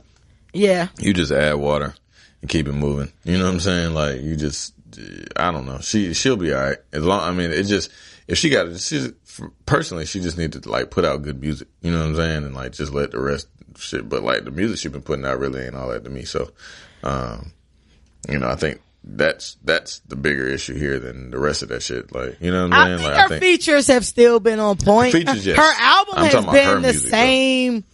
I feel like her albums have been the same kind of. But she's the last hits though, even despite like her albums and shit. True. You know what I'm saying? Like, her album might be weak, but she still had like smashes. You know what I'm saying? You're right. But she don't even have that no more. Like, these last shits that she had, like the Chung Lee and the rest of that shit, them shits was, you know what I mean, floppers. Yeah, you know because we haven't. This is probably the first time that she has not had a Grammy nomination since. During the years in which she's had an album out, right? So you're right about that. You know what I'm saying? Like, she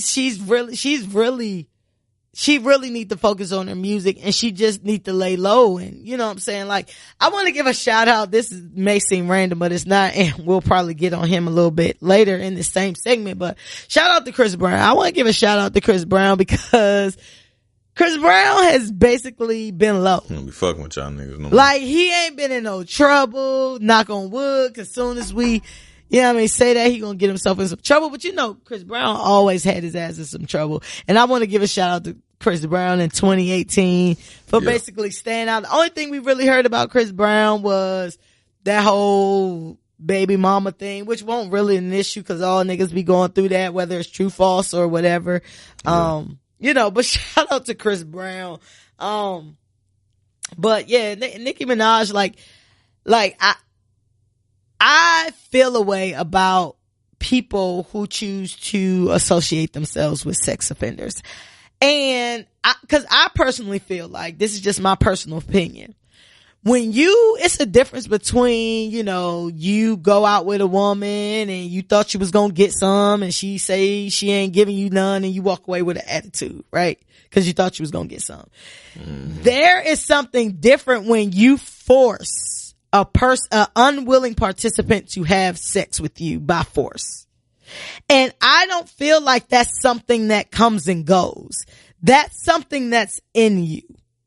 You know what I'm saying? Like, that's something that's in you to force someone to have sex with you, whether it's with a weapon, whether it's just by your sheer strength, you know, all of that. You know what I'm saying? Yeah. Like, I don't think that you do that one time and you just like, oh, I was tripping. Like, do you think that that's something that just, you know, I mean, it's a sickness. It's definitely a disease. Like, you know what I mean? Like, you have to be, like, you're perverse. You know what I mean? Like, it's a perversion that you have, like, cause, yeah, that just is what it is. Like, you fucking like young fucking people, you know what I'm saying? And you definitely are perverted. So, I think that's some shit that you just don't, like, you have, you know what I'm saying? Like, it's just some shit that you have, like, instinctively in you, unfortunately. Do you feel like a nigga could be like, oh yeah, bro, like, I did rape this girl one time, but I ain't never did it again? Like, do you feel like it's a one-time thing? Nah, I don't think so. Like I said, I think it's just some perverse shit that you have. Like, this dude I know that I grew up with, he ended up raping this girl. And, or like I don't know if I can't remember the story. I can't remember if he raped her or if he was attempting to, but I know he broke in her house and fell asleep. That's how they caught him. Wow. And, right. So recent, one of my homeboys, another nigga that, like, one of my older homeboys, they said they seen the nigga at the sheets and shit. And like, it was a girl standing there, and like, my man and him were talking, but the nigga that did the raping shit or planning on, like, was just staring at the lady in the damn line, like, the whole time, talking to him though, like, just looking at her with the wild ass, like, he did like 10 years in prison and shit. So he was like, and my homeboy was like, man, I say that shit. I was like, man, I'm gonna holler at you, bro. Like, he got low on that nigga. He was like, the shit was just bad, weird. Like, cause he was like, I don't know if he was just, you know, like, he liked the girl, or he was like, but I know how the nigga get down. Or, you know what I'm saying? Like, his thought process. So he was like, I had to get the fuck up out of there. I had my kids and shit in the car. He's like, I was out. And, yeah. But, so my point, I guess, in saying that is, I think that, yeah, that shit's still, you know what I mean? Like, that's you don't just in you. that shit. Yeah, it's just kind of in you. Like, and I judge certain women. I ain't gonna lie. Like, you say only God can judge, and that's true, but I have my opinions. Like, I have opinions about women who can deal with men who are rumored to have a history of any type of, abuse to women, whether it's rape, beating them, like whatever. Cause women know that, like, and then you still mess with a nigga thinking that it can't be you. You know what I'm saying? But what about the shit that he did to other women? Like, I feel like that should be a turnoff. You know what I'm saying? Mm-hmm. So regardless because we're talking about this particular dude is not only a rapist, he's also a murderer. So like, come the fuck on. Like, yeah, like, listen, I feel like the same way, you know, God put people here, the devil put people here too. Like, I feel like where there's good, there's evil. Mm-hmm. You know what I'm saying? And I also judge women who mess with niggas who don't take care of their kids. Yep. Like, if he don't take care of his kids, what make you think he love you? He don't care about nobody of himself. If it's a little motherfucker running around here with his blood coursing through his veins and he don't care about him, what makes you think he gonna care about you? You know what I'm saying? Like, you gotta make better decisions. And unfortunately, time, unlike the Kevin Hart situation, time does not erase all things. You know what I'm saying? With that Kevin Hart thing, yeah, for sure. I feel like Kevin, you know what I'm saying, he's moved on from that. It ain't, you know what I mean, whatever. But this type of things right here, you're talking about a rapist and the sprinkles on top is a murderer. So it's just like, wow. Like, you went from Safari, who's the corniest guy, to Meek, to Nas, to a raper murderer. Yeah. That's a crazy combo, bro. She be copping. She be copping the weed from that nigga. Facts. They fell in love in the trap. Yeah. She probably was like trying to get a plug and shit. Facts. Needed that nigga. Facts. They said that he's somebody she knew from her past. Like, I guess she was like, yo, I'm tired of dating like celebrities or niggas who want to be celebrities, and so I'm just gonna go the opposite way. Nicki, I'm gonna tell you what's exactly about to happen. You about to ruin your career over this nigga, and now that this nigga is out there, all these other girls about to come at this nigga. Yep. And he gonna fuck up, and he gonna leave you, and your career is gonna be in the dust, and he's gonna be the next, you know, pseudo celebrity, or he at least gonna be getting women off the strength of messing with you, and you're gonna be the only one to take the L in this situation, I feel like. So Nicki, get it together, man. Like, focus on the music. Fucking take a year off. Take a year off of social media, music, everything. You 36 years old. Like, get it together, bro. Like, get it together. Oh man, I hate that, cause you know Nicki is in my top 5. So Nicki. Nicki's downward spiral and her new boo is literal shit. Shit. It's definitely shit. Moving on to Nicki's nemesis. So Cardi is having a roller coaster week. Cardi B made it known last week that her and Offset are no longer together. She says that they have been trying to work on it and it has not been working for a while. The alleged final straw is that Offset cheated again. Surprising, shocking, and was trying to set up a threesome with the IG model / rapper named Summer Bunny. Summer Bunny, whom he allegedly cheated with, says that they cheated not long before the birth of Culture, and says that she's remorseful. She had an interview with TMZ. She says she never wanted to be a homewrecker. And my favorite quote from that TMZ video interview was, "I didn't know their marriage was that serious." Wow. But Summer Bunny has not spoken directly to Cardi, but through TMZ, she wanted to offer her apologies, and she said that she hopes the couple reconciles. But the internet is saying that because Offset's album comes out this week, that this is all a publicity stunt. Cardi took to social media to say that, this is not a publicity stunt. And she would never do anything like this for a publicity stunt. Meanwhile, Offset tweets, "F y'all, I miss Cardi." He might have said, "Fuck y'all, I miss Cardi." It's crazy to me because Offset's album does in fact come out this week. And for Migos to be the best rap group currently, even though there's not a lot of rap groups, they're the best, highest selling rap group currently. Went on tour with Drake. They've sold, millions of records. They had a whole bunch of hit singles. Takeoff and Quavo's albums flopped. And now Offset is the last one. And his album is coming out this week, and he needs some type of push, because even though Migos were bigger when Cardi came out, Cardi is clearly the bigger star. Do you think this is a publicity stunt, or Cardi just fed up? I think it's maybe a combination of both. I don't know. I don't know, man. I would think that I would not like to use my marriage as a publicity stunt. You know what I mean? Like, that's just me though. But, cause it's bigger than, that shit is, they got a life together and all that shit. So, I'm thinking probably Cardi just fed up. I would imagine. I don't know. Like, I would just hope that y'all wouldn't use y'all's marriage, you know what I mean? Like y'all's union as a way to drum up records and shit. I agree, because like, if this is a publicity stunt, like, I think one of the, things that we all have kind of loved about Cardi is that Cardi is kind of one of the realer celebrities. You know what I'm saying? Just because of her start from Instagram and her, telling us the good, bad, and the ugly, whether shit she should have been saying or not. You know what I'm saying? She's always kind of been that real person. I think that's part of her celebrity credibility and able, to be liked and things like that.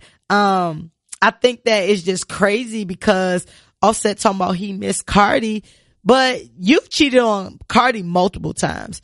And the thing about it is, you asked her to marry you. You know what I mean? Like, you wanted this thing, and yet it seems from the outside looking in, you're throwing that away with any Instagram model that comes your way. You know what I'm saying? Like, ladies, I just want to make this statement that it does not matter when a nigga cheat. Is most of the time it's not about you. So don't be insecure about that. You know what I'm saying? Like about For you sure. and you doing enough and all of this. You can be Beyonce and get cheated on. You can be Cardi and be cheated on. You can be Halle Berry and be cheated on. You can be whomever you think. You could be Rihanna and get cheated on. You know what I mean? Like all of these women that we hold in such high regards of being like that bitch have all been cheated on. So if those women can be cheated on, a nigga just gonna nig. You know what I'm saying? Like, the phrase is a nigga is only as faithful as his options. You know what I'm saying? And you know if a dude is faithful to you or not.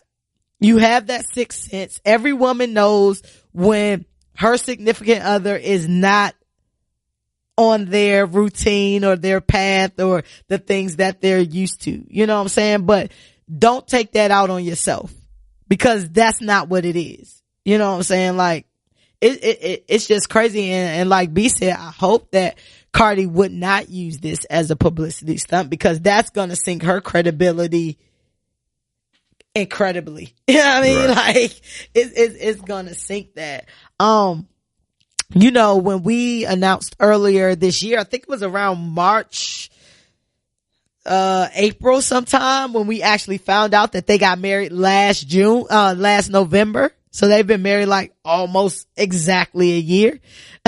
Who won the pool? Cause I feel like I said they're going to be together a year and it's going to be a year and a half. I was thinking about that when you first mentioned it. I was like, I think we had a wager of some sort. I don't know though. Ain't Shit Show predicts, you know what I'm saying?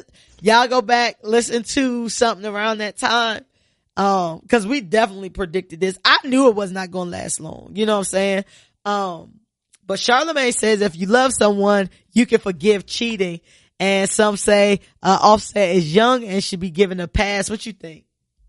Definitely young. I mean, yeah. Because when I was young, I was definitely not the most faithful of men. You know what I'm saying? I wasn't married. Now you're in the faithful black men's community. Yeah, absolutely. But as far as, I guess, when I was 26, so I couldn't necessarily speak to that. You know what I'm saying? Right. I don't think I was, cause I don't know. I wasn't married. So, yeah. You know what I mean? I don't know if I was cheating necessarily, but I was winding down one way or the other. Right. I also didn't have millions and millions of dollars in women at my disposal too. You know what I'm saying? Facts. Yeah. You know what I mean? So, that's true. He's just young. You know what I'm saying? When you're 26, when you have a whole lot of money and a whole lot of fame and a whole lot of options. Like you said, yeah, like you said earlier. So, I mean, I think he should be given a pass, for the sake of love. You think she should forgive him?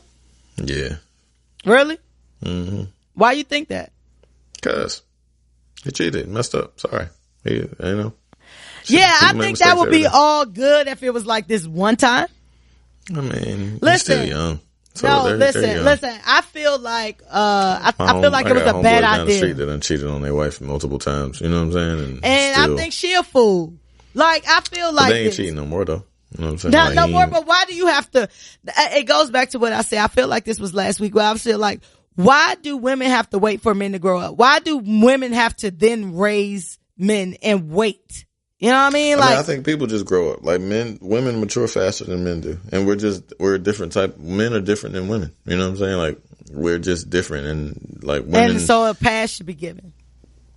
Consideration. What is the time? Okay. So we both know that Offset has cheated multiple times that we know of. So we can't even count the times that we don't know of. At what time, if this is your daughter, at what time do you say, all right, it's time to let that nigga go? I think the thing about that is everybody has their bottom, right? So that's whatever to the point where like abuse, like even if you got drug abuse, if you have whatever type of addictions or, like any type of things that happen, you always have your bottom. So it's like, boom. Girl gets her ass beat every day. And then one day, that ass woman, she might almost die. That may not necessarily pull her away. But then it's just, you reach your bottom to the point, like, if you have the opportunity to reach your bottom, I think whatever that bottom is, it differs from each person. So like a person that's on drugs for years and years and years, they might just, one day, they finally get to their lows of lows and then they realize that then they could change. And I kind of liken that to the same situation. Like, as far as cheating goes, cheating. And then you can't deal with it. So I can't say that maybe some people have a zero tolerance policy. Some people, their tolerance policy is obviously a little wider. You know what I mean? So, I don't know. I guess I can't really tell, like, cause you can talk to a motherfucker until they blue in the face, but it's until they're ready to make a change. When would your recommendation come in as a dad to say, nah, like, I'm gonna just be like, yo, that motherfucker gonna keep cheating on you. You know what I'm saying? Like, I can't really, like, I don't know. That's a good question. I guess I just have to be put in that position, but I would just have to tell him, like, cause everybody is somebody's daughter. No doubt. But I guess cause from me, like, I don't know. I guess I would just have to, you just have to kind of weigh the odds, you know what I'm saying? Like, or weigh, you know, if you just ain't happy, like if it's, I don't know, man. I can't give you a sound answer, cause I guess hopefully to God, I never have to get in that position, but in the event that I do. And she gonna be dating niggas, eventually you gonna have to get in that position. Yeah, I mean, but hopefully she doesn't get cheated on. You know, not all niggas cheat, you know what I'm saying? Like, it's some square niggas out there that have Are they in the majority though? Do you feel like they're in the majority? Just your feelings. More niggas cheat than not, right? Yeah, but I mean, it's also a lot of good niggas out there that don't, you know what I'm saying? Yeah. That are wholesome. Like, I know plenty of niggas that, like, ain't cheating on their wives or cheating on their girlfriends. Well, shit like that. I'm hoping most of them not cheating on their wives, but I think that it's a little misconstrued to compare cheating to an addiction. You know what I'm saying? I feel like an addiction and disrespect is two different things. What are you talking about? Like, pussy is the greatest drug of all time. Listen, but here's the thing. You have an option, right? Nobody is forcing but once you're on drugs, you're on drugs. Like, and once you're on pussy, you're on pussy. When you get that first piece, it's a wrap. But let me tell you this. But you also have the option of not being in a relationship and getting as much pussy as you want. Like a cornucopia of pussy, right? So you can be single and be out here and smash everything you want. Yeah, but you also it's a selfishness. Yeah, it's definitely selfishness. It's a selfishness and it's a disrespect. Being on drugs, it's all habits. Like, all habits. No, but I feel like I don't feel like people who are out here being zombies and being on drugs really want to be on drugs. But now you no longer have control of your own mind, like it's an illness. You know what I'm saying? And as a man, I get it. You want to compare it as the same thing, but at the end of the day, it's a disrespect. We all have self-control when it comes to things like that because you have two options. You can either be in a relationship and be in that relationship or be single and just not cheat. Now, I'm not saying that as a person who has never cheated in my life, but my whole thing about that is you still have options. You know what I'm saying? Like, this shouldn't be something where you get a pass after the 5th time. Like, I have a zero tolerance policy, and I get what you're saying about people's different policies, but you shouldn't have to wait to get respect. Nobody, male, female, cat, dog, kill 2 birds with 1 stone. Like, you should not feel like you need to wait to be respected. Period. And as a man, I see both sides, I guess. As a man, you should just say, look, I'm 26 years old. Like, that was a selfish thing because he wanted to keep Cardi around, but he wanted to do whatever he wanted to do as well. And that's not how life works. You know what I'm saying? Like, you don't get to do that. And as a person that's going to let me cheat on you or let me do anything to you over and over again, I'm losing respect for you because I'm going to do it over and over again. And that's with anything. Right. Like, if you let me do it, I'm going to do it. You know what I'm saying? And it's not even with women of some type of substance. You know what I'm saying? It's just an available hole that you can stick your dick in. And that's fine. Do that. But I feel like also a warning sign to Cardi is this nigga got like 4 kids already with 4 different baby mamas. Why did you think you was going to change him? And this was before he even got the money and the fame. You know what I'm saying? It's niggas out here that ain't got no money and just got fame and still smashing everything. You know what I'm saying? So you put money and fame together. It's a recipe for disaster for sure. I'm glad personally that Cardi hit her rock bottom. I think that nobody should have a pass to disrespect you in no way. And that's male, female, whomever, cause it's women out here that's mad disrespectful too. You know what I'm saying? But No, I don't feel like he should get a pass. I feel like she should dip. I feel like they should have never got married in the first place. And that's how it is. And women, you don't have to be downed and degraded just to wait for your roses. To say, oh, yeah, I stuck in there 20 years and finally when he lost all his teeth and he about to get locked up, he gonna marry me or he gonna treat me right. You know what I'm saying? Like, no, you know what type of nigga you getting yourself into, getting yourself with. You know what I'm saying? And I'm really surprised at Cardi because Cardi seemed like one of those down women who would just put up with anything and not know they value. I mean, Cardi was in a year-long relationship with a nigga that she only known for a month before he got locked up. Like, Cardi was that chick. You know what I'm saying? So, Offset, no, you don't deserve a fucking pass. Like, you young, yes. And I do feel like you should go out here and explore the world, but I think you trash for putting this woman in a position where you act like you wanted to be a husband and you knew you didn't want to be that. You know what I'm saying? Like, that's crazy. But, and positive news, cause we started this off with Cardi, being on a roller coaster. Cardi received 5 Grammy nominations. And the irony of it is she received those 5 Grammy nominations while leaving her arraignment for the alleged, fight in, Angel Strip Club in New York for one of the women that Offset cheated with. Oh, wow. Yeah, I mean, look how the irony works out there. You know what I'm saying? Weird. And Cardi also debuted a picture of 5-month-old Culture, who is adorable.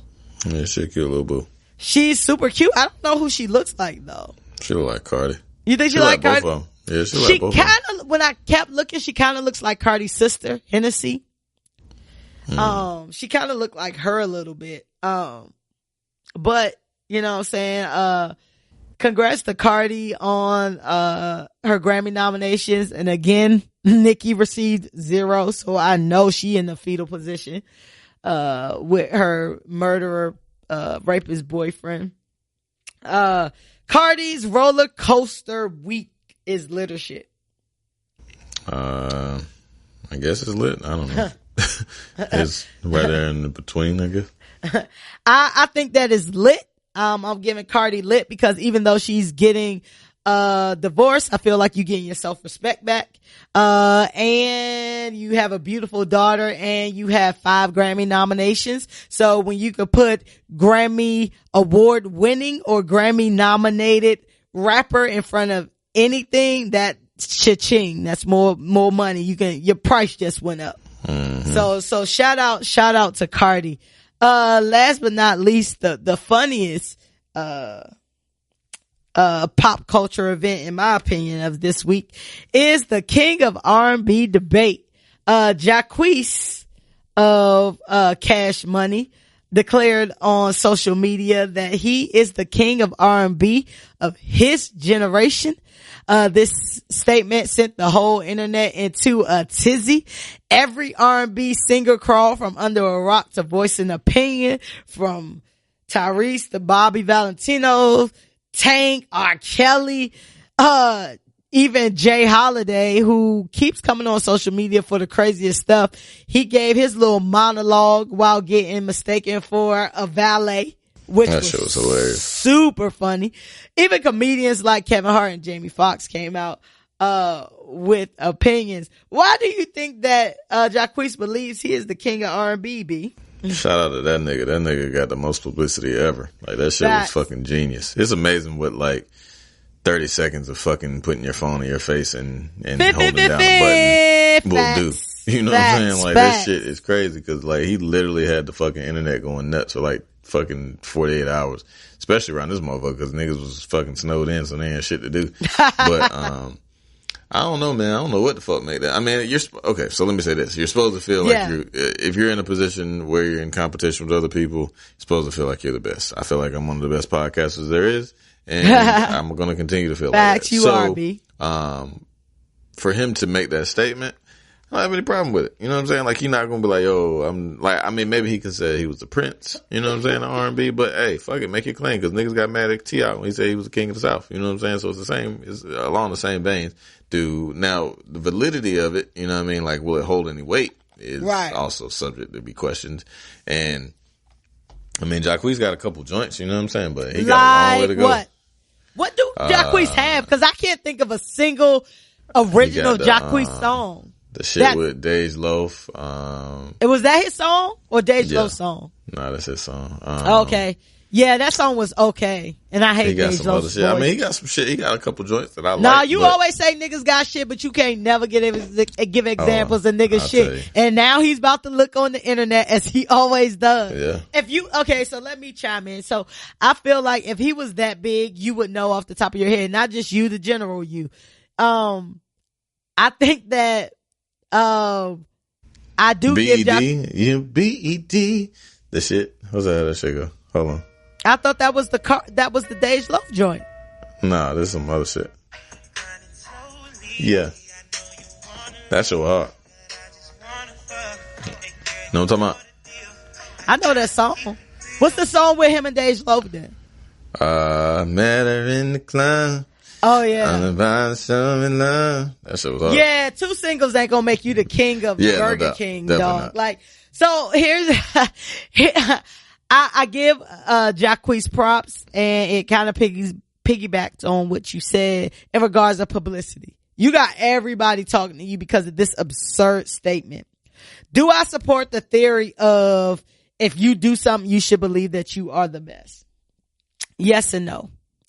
If you have reasons to back up why you are the best, then sure, you might have a case. Give us some stats, give us some things that you've done to say that you are the king of R&B. Like, there are like mad people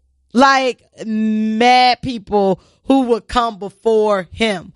I think that I kind of felt as though like some of the old heads that chimed in regards to the king of R&B in general, I felt like that was kind of whack because he specifically said of his generation. Y'all niggas ain't in his generation. Yeah, like Tyrese, Tank, R. Kelly.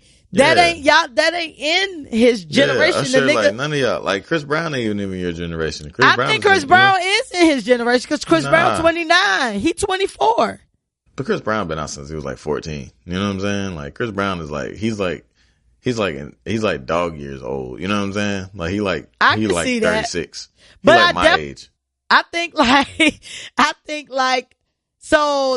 I would consider a generation as far as this conversation is concerned is anybody under 40. Cause I looked up what a generation was and they basically said that shit was like 30 years. But, for the sake of my argument, I'm going with anybody under 40 and I'm definitely going with Chris Brown or Trey Songz. And Miguel. Fuck out of here. Miguel is that nigga, man. Like Miguel I feel like Miguel is up there. I don't feel like Miguel, he probably the queen. But I don't feel like Miguel. It's not that I think Miguel's back. Miguel has hits. His first album is one of my favorite albums. His first 3 albums is fucking crazy. His first one is just and his last album was fucking crazy. His last album was fucking War and Leisure or whatever. That shit is awesome. That shit is a great album. Feel like Miguel is really in the conversation for king. King. Hell yeah. Who do you believe is the king? Or who is the top 3 that you would say is the king of R&B under 40? I'm gonna go with because Usher probably, if I'm 35, Usher is definitely Usher 40. 39. He 40. He not in it. Yeah, so it's Chris Brown, Trey Songz, and fucking Miguel. Like them niggas are by far the best R&B singers that we've had in recent years. You know what I mean? Like since under 40, absolutely no doubt about that. I think that I feel like it's definitely Chris Brown. I feel like Chris Brown has been the most consistent, and I feel like in a close second is Trey Songz. But before Jaquese, I would even give it to Miguel or The Weeknd. I I would even give an honorable mention to Bruno Mars, but his genre don't necessarily fit neatly into R&B. And Weeknd it's more like either. pop. Like, yeah, Weeknd is like pop shit. It's not like R&B. Yeah, you know I guess it's not like soulful type. Yeah, it's not. Yeah, I mean, like, I can roll with that. I fuck with Weeknd heavy.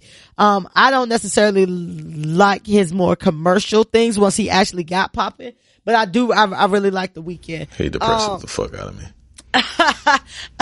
The Weeknd though. I call that nigga the Monday. The Monday. That's fucked up. I fuck with Weeknd. Shout out the Weeknd. I fuck with Weeknd. Weeknd makes some dope, trill, gangster shit. You just gotta listen to it over that sweet voice and hear what the fuck he's saying. He say some real gangsta ass shit. But, I really fuck with Weeknd. But, Jaquese, I feel like you did a great job of getting publicity. I'm sure people who didn't know who Jaquese was, I just felt like Jaquese was Birdman's flavor of the month. Niggas was killing Ty that nigga. Dolla Said that Sign nigga definitely even, come before Jaquese. Yeah, nigga said that nigga ain't even. I seen one tweet. The nigga. That's why I love Twitter. The show was on Twitter. Nigga said, "Nigga Jaquese ain't even the manager on duty." Right. They say he ain't even the supervisor. Nigga said you ain't the goddamn manager on duty. That shit fucking had me fucking weak, man. Shout out. You may not be the king of R&B, but shout out to you, Jaquese, for learning how to manipulate the internet. Yeah, he did a great job. And what's the craziest? I think he dead set meant that shit. Like when he said it, I think he meant it too. Yeah, he meant that shit. And I think he was all the confidence in the world, my brother. I think he was just Birdman's dreadhead flavor of the month. For real. I definitely believe that Birdman's fucking all these dreadhead dudes. Young Thug, Lil Wayne, Jaquese, all them niggas look the same. Definitely. Yeah, you never want to go in on that issue because you feel away because Wayne. Yeah, I've never thought about them fucking and shit, so I don't. I definitely think Birdman got a type and he definitely he got a type. That just is what it is. Like they all look the same. Speaking of that, like Young Thug posted something that's like, oh, if NBA YoungBoy don't like you, I hate you. If 21 Savage don't mess with you, we riding on you or something. That man is weird, bro. Yeah. Young Thug is a different type of animal. He is. Nigga's a strange. He strange a sassy fella. Savage for real. He's definitely a sassy savage. I don't care if when we get famous, y'all bring up these comments because I stand by it. Oscars. Man, kiss my ass. Yeah, so y'all can bring these up cause we gonna get lit and I don't care if y'all bring these up. I stand by my opinion. But the king of R&B, not necessarily Jaquese, but the king of R&B debate was lit as shit. That shit was lit. I enjoyed it. I enjoyed it as well. So shout out to you, Jaquese. We giving you that, official nigga said they Googled Jaquese and Jacusto came up. Jacusto. This fucking internet, that shit is fucking hilarious, man. Like, shout out to the internet. That's what I like about it. The rest of all that weirdo shit, man, I just like laughing and be entertained and shit. And that shit, the internet will definitely have, like, once out the week, you gonna bust a gut laughing. That's for sure. Bro, like, the comment section on Instagram and Twitter is king. I'll just see a picture and I know to read the comments because I know it's gonna be some gold in there. The white bitch from Real Housewives that posted her son. Yes, I showed my mom that today. He's 6 and going to fucking kindergarten. I said he's 16. Like, yeah, motherfucker was like, that's a whole goddamn Republican senator in that fucking backseat. Yo, listen. I showed the pic to my mom. Big as hell in that backseat. That shit was funny as shit. I showed the pic to my mom, right? And my mom, she watched reality before. Whatever reason, she never got into the Real Housewives of Atlanta, so she didn't know Kim Zolciak or whatever. And I showed the picture to my mom, and I covered the caption. I was like, "Yo, Ma, how old you think he is or whatever?" So my mom, dead serious. She looking at the joint. She was like, he got kind of a young face. Like, she dead serious. She was like, he looked like he could be about 21, but I'm gonna go with 18. And why is he in this car seat? I said, Mom, he's 6. She was like, no way. Like, no way. Like, no. She was like, no. No way. head was poking over the top of the seat. I said, this nigga's huge. That nigga definitely looked like he signed a petition to build a wall. Like, he definitely, shout out to Cash Bieberman. I told y'all white people aging poorly is a result of slavery. It's payback for slavery. That's what happens. You know what I mean? Like, that's why we get to stay young. We get to look young for a longer time. Shout out to Madeline. And, I was talking to my sister about that. We were talking about like nose rings or whatever. And I was just like, look, unfortunately, black people keloid easily and white people age poorly. Like, it's pros and cons to everything. Keloid skin and shit trash. Yeah, that's trash. Shout out to me because I don't keloid easily, but I don't just be piercing shit like that. Mm-hmm. But also shout out to my bad skin because I feel like I keep breaking out in the past 2 months and I can't look, if y'all have any theories about breakouts, I know that it's either something you're putting on your skin or in your body that causes breakouts. Dairy. So I've been Stay away from dairy. Yeah, I tried staying away from dairy. That didn't work. So I've been trying a lot of stuff. Like I was off dairy for like 3 weeks. Like that didn't work. Like I don't know what it is, but I'm taking all suggestions and recommendations. Y'all just listen to Little Shit and we're about to get into Ain't Shit in 2 Cents. You ready to get into give some advice? Dr. Bill. Yeah, Dr. Bill H. is you silent. See? He's clocked in for the day. Can I get my props for coming out on the first try with that? Thank you. Finally. Shout out to Just Hilarious. Oh wow. Ain't Shit. Right. I'm scared. Ain't Shit in 2 Cents. Is our listener letter segment where we give advice to listeners who clearly don't care about taking advice from people who drink a lot. And our letter today is from Lady J. Lady J. She just put a J. Oh.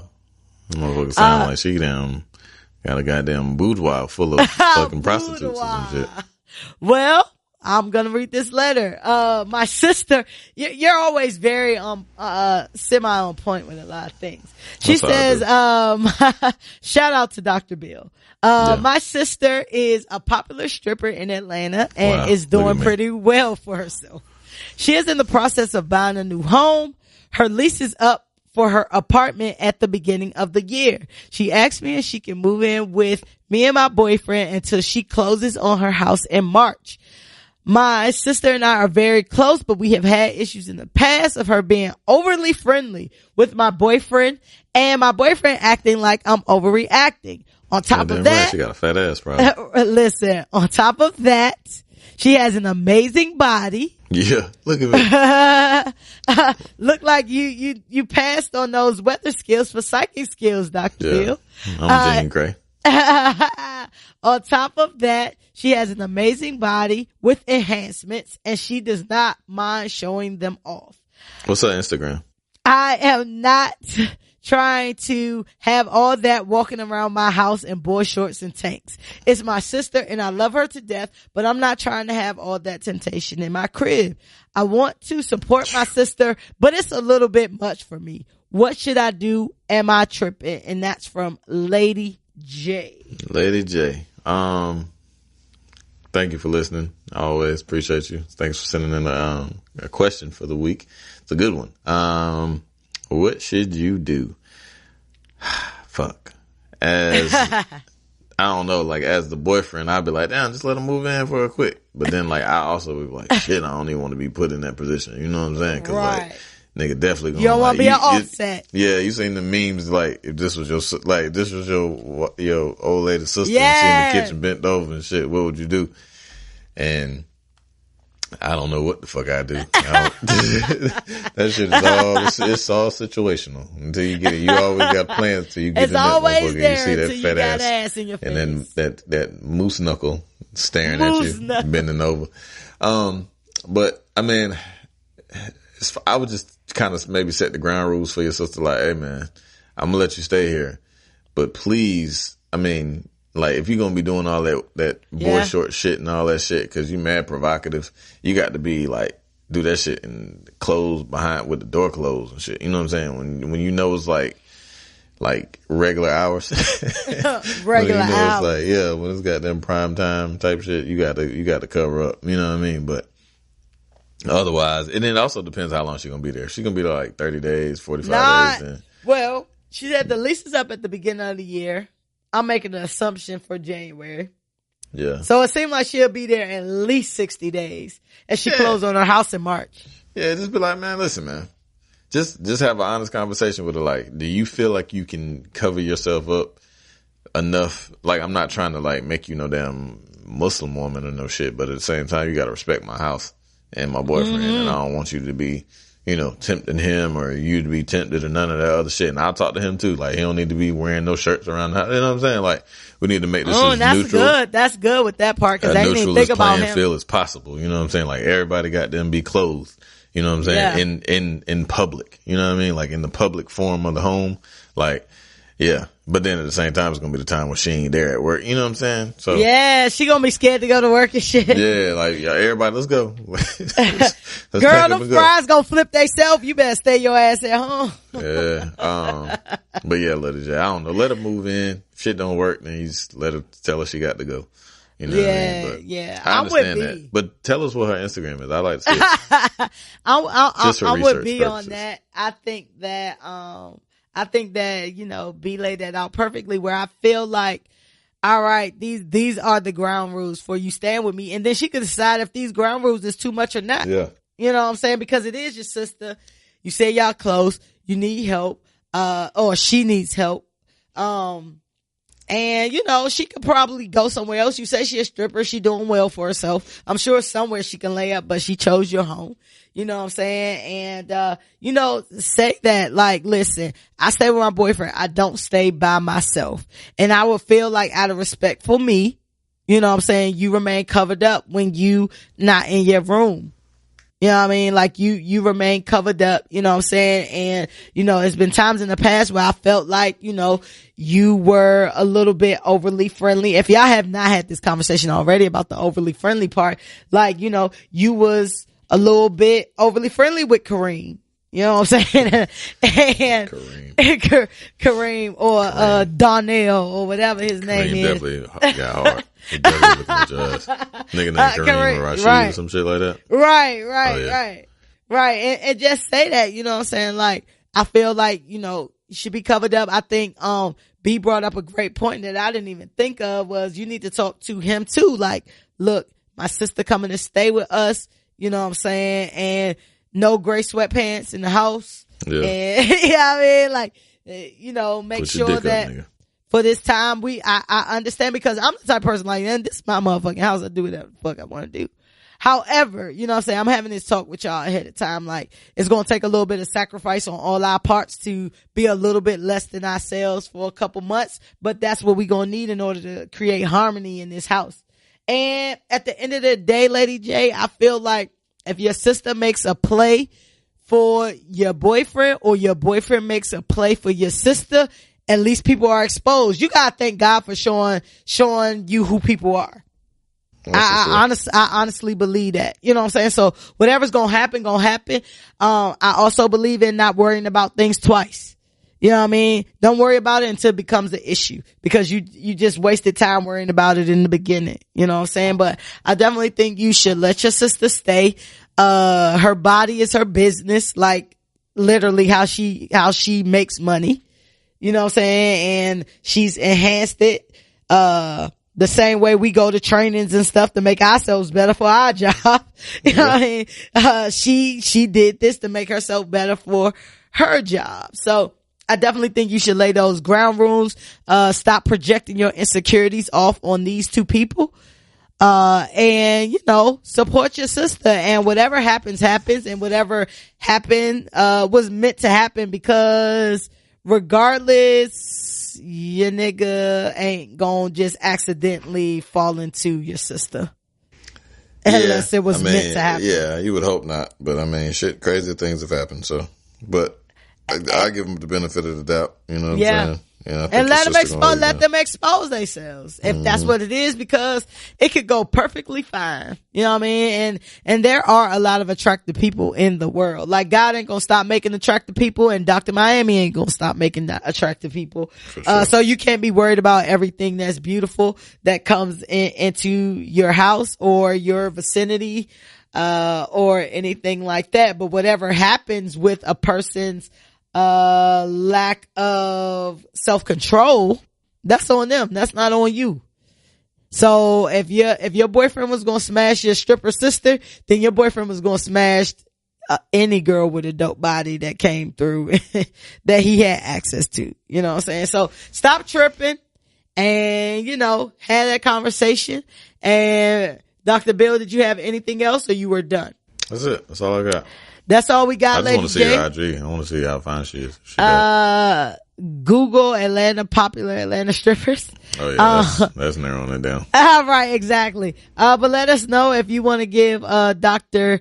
Bill your sister's Instagram. Hit us back. Let us know the Instagram. Just tag me on her Instagram. And let us know. Let us know. Let us know how it worked out. And definitely thank you for listening. We appreciate you.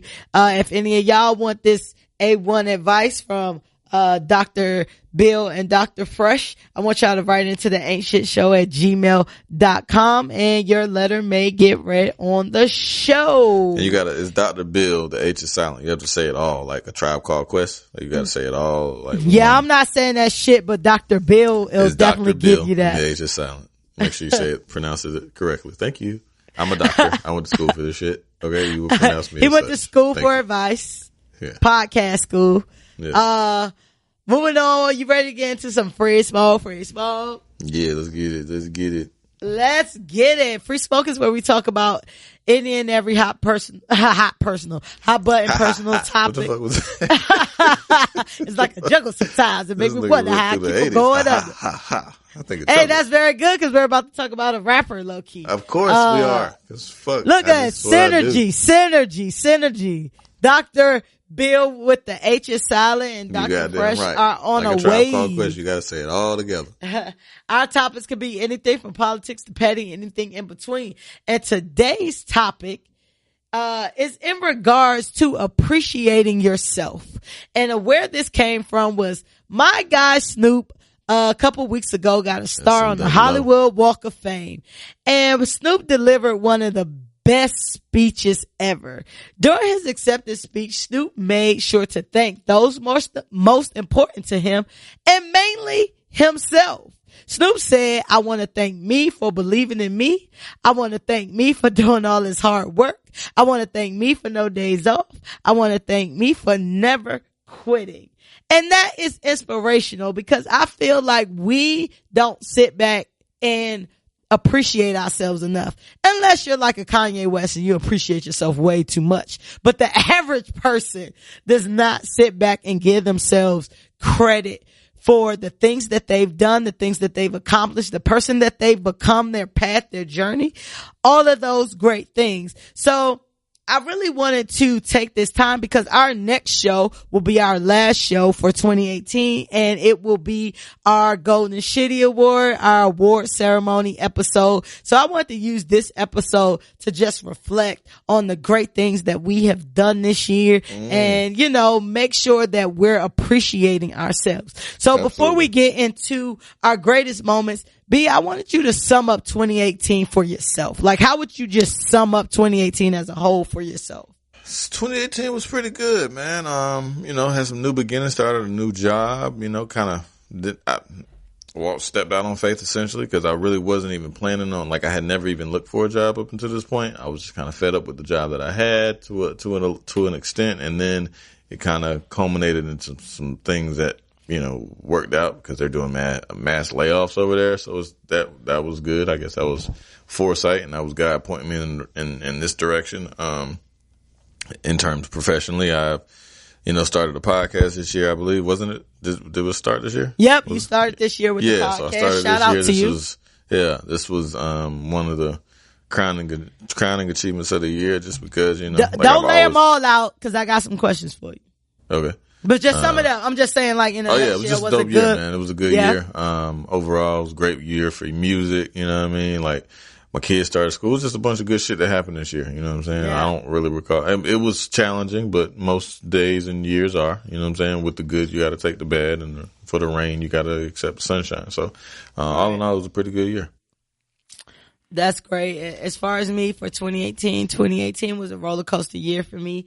But I feel like, with the positive outweighed the negative and tenfold. You know what I'm saying? I think 2018 was a year of self-discovery for me. I think that it was a year of transition for me. And I think that, you know, it was a great, like, it's one of those, 2018 was a year where I don't know if it's a getting older thing or just the evolution thing or whatever, but, you know, I gave less and less fucks in a positive way. Yeah. That was beneficial for me. 2018 was a great year. I think it was one for the books. You know what I'm saying? And it was just great. So up until this point in your life, all of your years, what are you most proud of? And again, this segment is about celebrating yourself. So don't be bashful. Like, give it up. You did what you did. What are you most proud of in your personal life this year? I'm just proud up until this point.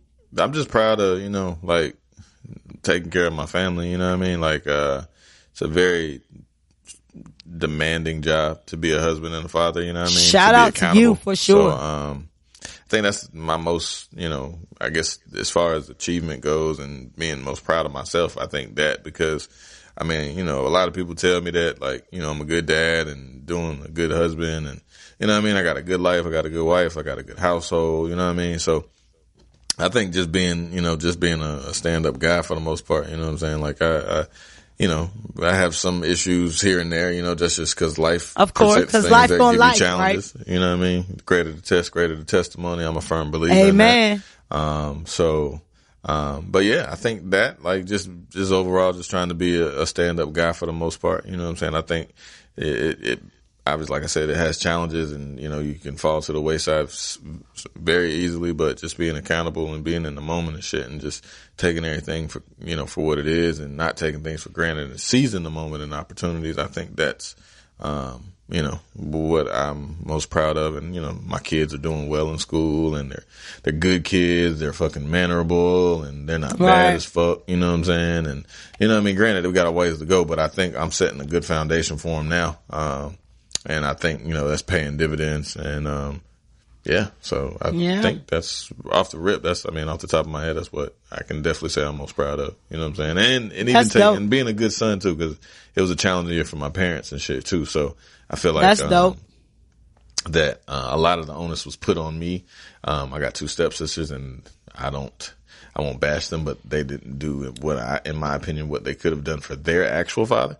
Who's not my biological father, but nonetheless, he, you know, took care of me and raised me. So I stepped up to the plate for him, and I have no problem doing that. And I'm definitely not trying to, like, you know, toot my horn in that regard, but it's just like, yeah. So I feel like I'm a good son, good father and shit. So that shit out, and, you know, trying to manage the two, you know, I got my own family, and then, you know what I'm saying, doing that and doing this and being here and being pulled in every which way.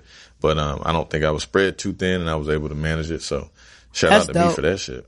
Shout out to you, man. Shout out to you. Thank you, man. Appreciate that. Yeah, like in my personal life, I think that one of the biggest things for me is learning what matters. Yeah. And what doesn't. You know what I'm saying? Like, seeing things for what they are. You know what I'm saying? I think that for myself, it was kind of one of those things where expectation versus reality. You know what I'm saying? And you have to take accountability for your expectations. You know what I'm saying? I might expect whatever, but is that owed to me? Yeah. You know what I'm saying? Understanding that, nah, that's not owed to you. Like, we have these things in our life where, you know, we want, especially people, to do certain things and react a certain way, and, you know, all of those things. And when those things don't happen, we're upset. You know what I'm saying? Because people didn't act the way that we want them to act. So like in my personal life, I feel like the biggest thing for me, and it's just like obtaining peace in my life. You know what I'm saying? Reclaiming your time.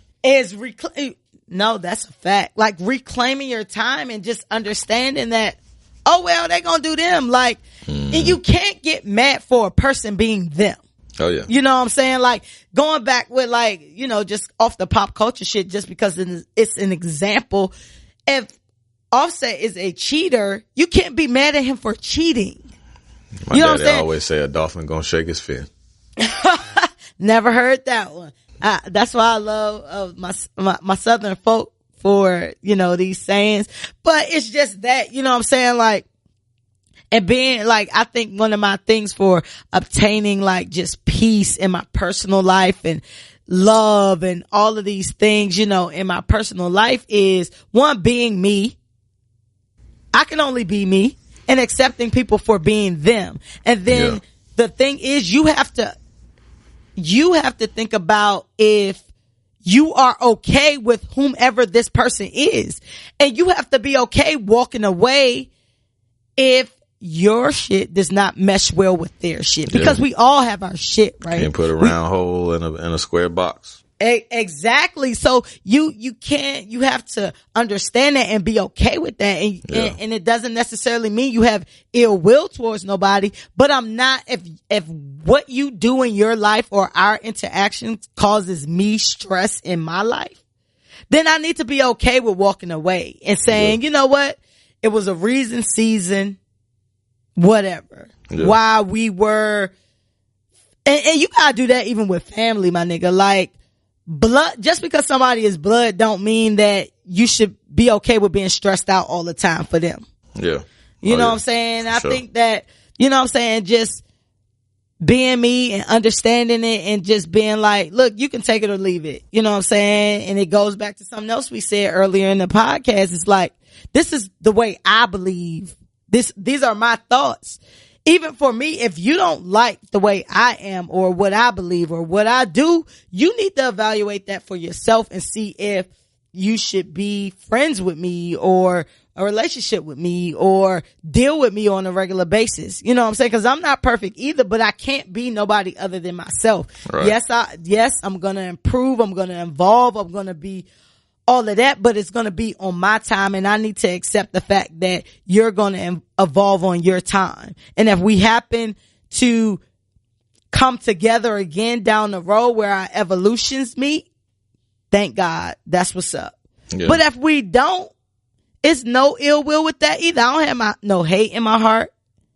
You know what I'm saying? For that, and just being okay with that and being okay with the punches that life throws. You know what I'm saying? Like, a lot of people crumble really quick at the sign of adversity. Yeah. But it's very much what you said, you know what I'm saying, about, you know, the test and the testimony. A lot of things have happened, like even with this podcast and, you know, coming together with you, and things have come out greater. So any adversity that I've experienced this year, I can honestly say I've come out greater on the end of the other side. You know what I'm saying? So I'm happy about that, and I'm happy about what I did to improve me. You know what I'm saying? Like, that's that dope shit, man. That's shit, dope. You know what I'm saying? Like, we got to, and you gotta pat yourself on the back. Yeah, you know what I'm saying? Like, I give my own self some flowers. I'm finna go to the fucking floral shop, order me some flowers. Buy yourself some flowers. Who are these for, sir? Myself, exactly. Bitch. I bought myself some Concord 11s. Those was my flowers. You know what I'm saying? So that's the flowers. What are you most proud of in your business or non-personal life? I'm doing well in my new job. Niggas fuck with me. I don't like my new job, but I'm gonna do it. I don't really like it at all, but I'm gonna do it for the experience, just because after I have some sort of mastery of this, I should be able to do pretty much anything I want to insurance wise. So, you know, the greater the test, well, not even that necessarily. I guess it's just a sacrifice, like, cause it gets greater later, which is some other shit. Greater later. So, you know, doing that for this is a stepping stone, see where it'll land me. not closing any doors to any other, positions or anything else at that time, but yeah, I'm just happy, I'm doing well on my job, traveling a little bit more, getting a little bit more experience in terms of, doing certain aspects of my job. So that's giving me, more, ammo as far as my knowledge base goes. So, just fortunate enough to be in that position to be able to do good, and people are, bestowing certain, tasks and honors on me that I think would, lend itself to me progressing in life a little bit faster than I anticipated. So, because initially I had a lot of trepidation and a lot of reservations as far as moving to this new position, just because you get comfortable, right? So you get comfortable, you get complacent. So, I remember Nas always used to say, like, I forgot what album, but like, I use a lot of, like, it's crazy how much hip hop affects my life. Cause as you were talking, like, I had so many like quotes from hip hop that just kind of like, you know what I'm saying, shaped and molded my life. But Nas always said complacency is next to death, because,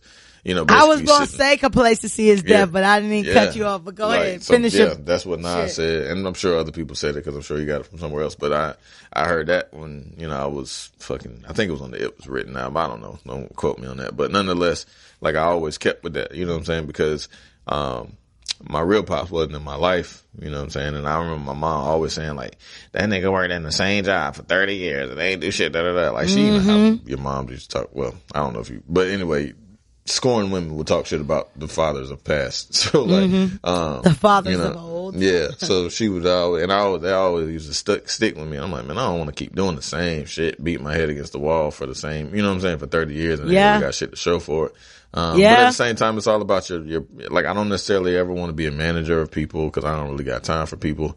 But I know my strengths and my weaknesses. And my point is, I guess, in saying that is like, I just want to be able to have some diversity in my career paths and know that I, made some good choices. And I was a little reluctant initially to move to this new position, but I'm fortunate that I did. And, and I think it's going to pay off, in the long run. So, that's dope. Yeah. I'm happy about that. So far, so good. Anyway. For myself, I think that, again, both of us actually started, I had 2 new jobs this year. Damn, so good. But one was a contract job. But, I am benefits, not benefits. I am a firm believer in manifesting your destiny. There were jobs where I went on interviews and I did not get those jobs. And I started to feel, self-pity and doubt myself, because if I can't do anything else, I can talk, right? I can talk my way through some shit. I can charm my way through some shit. You know what I'm saying? And I started to doubt, like, my interview skills and things like that, because I didn't get these jobs. But it's funny, because those jobs that I did not get led me to my job that I have now, which, if we're talking about in the realm of working for someone else, it's kind of my dream next position that I have now. You know what I'm saying? I get to run a whole program. This company will be shaped by my thoughts and my strategy and my vision and all of that. And it's crazy, because I've always worked for somebody where I fed that to them and they became great. You know what I'm saying? But now I'm in the position. I'm in the office. I'm in that seat, and people are coming to me saying, hey, what should we do? You know what I'm saying? And it's a great job. It's a great company. And I feel like I manifested that. You know what I'm saying? Absolutely. And the crazy part about that is that the couple jobs that I interviewed for and I didn't get came right back around in the same month in which I got this new job. You know what I'm saying? Like, one of the hiring managers at another company hit me and said, look, my friend is the CEO of this particular company, and I remembered you from your interview, and they have this particular position. And I had to turn it down and say, oh, I'm sorry. You know what I'm saying? I just accepted a new position. Right. You know what I'm saying? Great pay, awesome benefits, awesome perks. You know what I'm saying? Don't get it twisted. Every job has its little things. But as far as jobs is concerned, like, it's great. On another job that I had, someone reached out to me and said, hey, I remember interviewing you, for this particular position, but now we have this position. Are you interested? Sorry, I just got a new job. You know what I'm saying? So it's just dope that even though I was doubting myself, like, yo, you're not good enough. What happened? Why aren't you getting these jobs you used to? You know, you have the credentials. You feel like you have the personality for an interview. Why aren't you getting it? But it all came back around. And it's about manifesting your destiny. You know what I'm saying? And speaking positivity. And that has been just a key for me this year. And everything that I manifested has come true this year. Yep. You know what I'm saying? And that's the crazy part. And then talking about this podcast, you know what I'm saying? Like, me and you linked up, you know what I'm saying? We had the previous crew, shout out to them, you know what I'm saying? But you came on and it shaped the podcast a little bit differently. And our numbers have been growing and our content has been growing and our feedback has been growing, you know what I'm saying? And, for sure. And I feel like that has been dope because at this point in time, it'll be almost a year and a half been doing this podcast. Well, I've been doing this podcast and things shake up to fall into place. We already talked about that. You know what I'm saying? So some things shook up for me in 2017 that I wasn't very happy about, but it put me in a position to start this podcast. Yeah. And people hit me all the time and say, yo, y'all talked about this, this and that. That helped me, or talked about this, this and that. I feel you, or I never thought about something the way that you and or B Hill explain, you know, whatever. So it made me feel like I am a part of individuals' lives, and I like that. Yeah. You know what I'm saying? Yeah. It's just a great thing. So shout out to B, shout out to y'all, and shout out, you know, to Destiny. B, last but not least, what is your biggest goal for the upcoming year? What do you want to accomplish in personal, business, whatever realm? 2019, what does it look like for you? I want to invest because I seen something on Instagram the other day, and it was like 10 things that rich people do that poor people do, and it was like a bunch of stuff like poor people save money. But rich people invest money. You know what I'm saying? Yeah. And that's one, like, out of the... Rich people have assets. Poor people have liabilities. Yeah, for sure. So, you know what I'm saying? 7 streams of income. Like, I want to make the money that I've been able to acquire to this point in my life, do more. You know what I'm saying? Like, I really want to get into more real estate because I'm kind of obsessed with that shit. So I really want to, like, you know, like, tackle that shit. You know what I'm saying? As far as, like, because that shit is where the money is, and you can never really go wrong. And unless obviously the country's in a recession or whatever. But right. Oh yeah, I just want to, as far as that go, I just want to invest more. You know what I'm saying? Make some sound investments, just to obviously better my family's you know, future in terms of monetarily anyway. I want to travel a little bit more. I want to start taking my kids, you know, places, a little, you know, further. I mean, I do a lot with my kids now, but I want to, you know, like we're always got plans for spring break and shit. So I just want to, you know, start doing a little bit more, travel a little bit more. And that's about it. You know, just try to remain as healthy as possible and, just enjoy like life because it's so crazy because motherfuckers be dying, you know what I'm saying? And a lot of that shit, like, you know, a lot of people that, well, you know, not a lot of people, but I know some people that have died, you know, that passed this year and, rest you know, in peace and had gotten sick and, you know, just different things like that you take for granted because literally every day is a blessing, you know what I mean? And even every hour, and, you know, we get so tied up in, you know, our day to day and, you know, just the mundaneness of certain things, you know, as far as the monotony of getting up and going to work and doing this and kind of doing like the hamster wheel type of deal. But at the same time, you got to take everything in stride and take everything for granted because literally one day can change, like one day, tomorrow could change a motherfucker's life for the rest of their life. You know what I'm saying? 100%. For the negative or positive. But it's just the fact that you just got to be in the moment and appreciate it. And I think that's for me. I just want to be more aware and more appreciative. Not that I don't appreciate, because I clearly do, but I just want to make, you know, sit back and reflect. I'm like, damn, you know, just live in every moment and try to, you know, just indulge in it as much as possible. So I think for me, that's that's where I haven't really set out a goal, but just, off the rip, I think those are two of the major things for me. Invest my money and just enjoy life as much as possible. You know what I'm saying? I fuck with all of that. I think all of that is great. Kind of the same with me. Investment is the number one thing for me next year. I'm probably buying a house in 2020. I'm definitely not buying a house next year, but my goal with buying a house is buying a buying a property that I can make money off of while I'm staying in it. So a multi-unit property. Mm-hmm. But real estate ain't the only game in town, right? So I want to get myself running like a business, my personal life running like a business. And when I say that is using the tax laws to your advantage, the same way that, the others use the tax laws to their advantage, running yourself like a business, making sure you're able to write off clothes and expenses and all of these types of things. So I want to do that. I want to, create 2 more streams of income, and one is in the stock market and other investments. We can talk about that offline because I got some weed stocks that we should be looking at. All right. And also, I want to make sure that by the end of the year, I have some form of passive income coming in, which stock market will be one of those, or a type of passive income. But I want a passive income to, be coming in. I just want to make sure that I'm healthy. I feel like I don't go to the doctor as much as I should.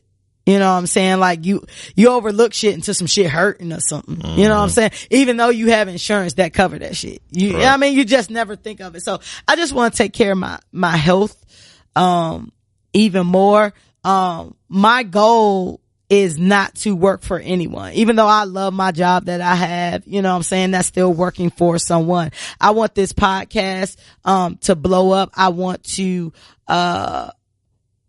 get better with my producing skills and produce more content producing avenues, whether that's another podcast, whether that is television, whether that is YouTube, whether that's on social media, something like that. That is something that I enjoy, and I want to have outlets for those things. I want this podcast to expand now that I'm in this job and I have an income that can support, myself and my passions. I want to use that to expand this particular podcast and be in myself in some bigger markets and some bigger, obtain more. We're already on a bunch of platforms. And just making sure that we're getting to where we need to be. Now, don't get it twisted. Us blowing up or being the number one podcast, is not necessarily the goal, but we definitely want to be a contender out there. You know what I'm saying? We want to expand, and we'll have the factory, we'll have the website, and we'll have all of these things. So when I say tell a friend to tell a friend, please do that. You know what I'm saying? Cause grassroots is everything. And just that, just to be happy as well. Like, a general happiness, whether that's be happy. I thought you was gonna follow up. To find the love that's mine. I don't be knowing words, so it will be so sweet. But just to be happy, you know what I'm saying? With my family, in my love life, in my friendship life, you know what I'm saying? And everything, and just to be as happy. And again, do what I did in 2017 and just learn to roll with the punches and not let a trial or tribulation take you down, because life gonna life regardless. A lot of us is looking for this euphoric state in our life where ain't shit going on. You will never reach that. Nah. You will never reach where something is not going on. You'll be dead. Yeah, exactly. And that's facts. So, I just want to wrap this up by saying, take time to think of all the great things you accomplished this year before the end of the year is up. Make sure you celebrate yourself, man. And, give yourself the love and the compliments and the appreciation that you so freely give to others. The same way we look up to certain people, look up to yourself as well. And, a lot of times we tend to look at the things we didn't do or the things we didn't accomplish versus giving ourselves those flowers. So do like B Hill and go get yourself some flowers or your Concord 11s or whatever you do to appreciate yourself, because or a little rubbing tug.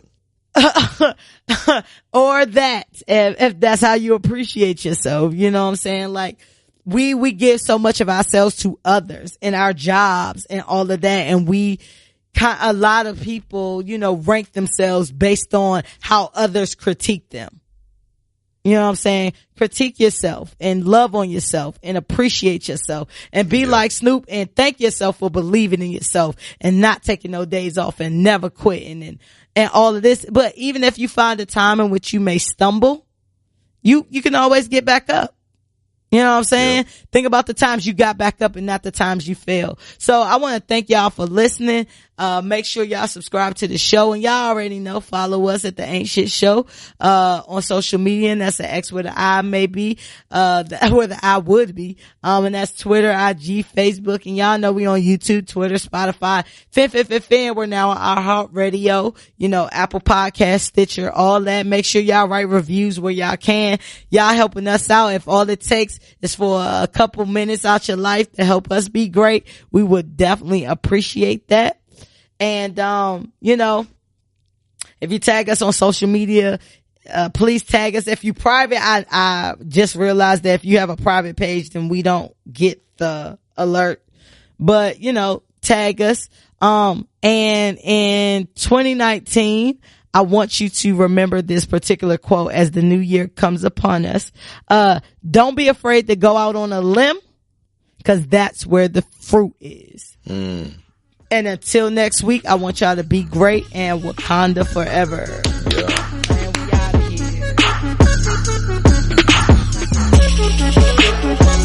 here.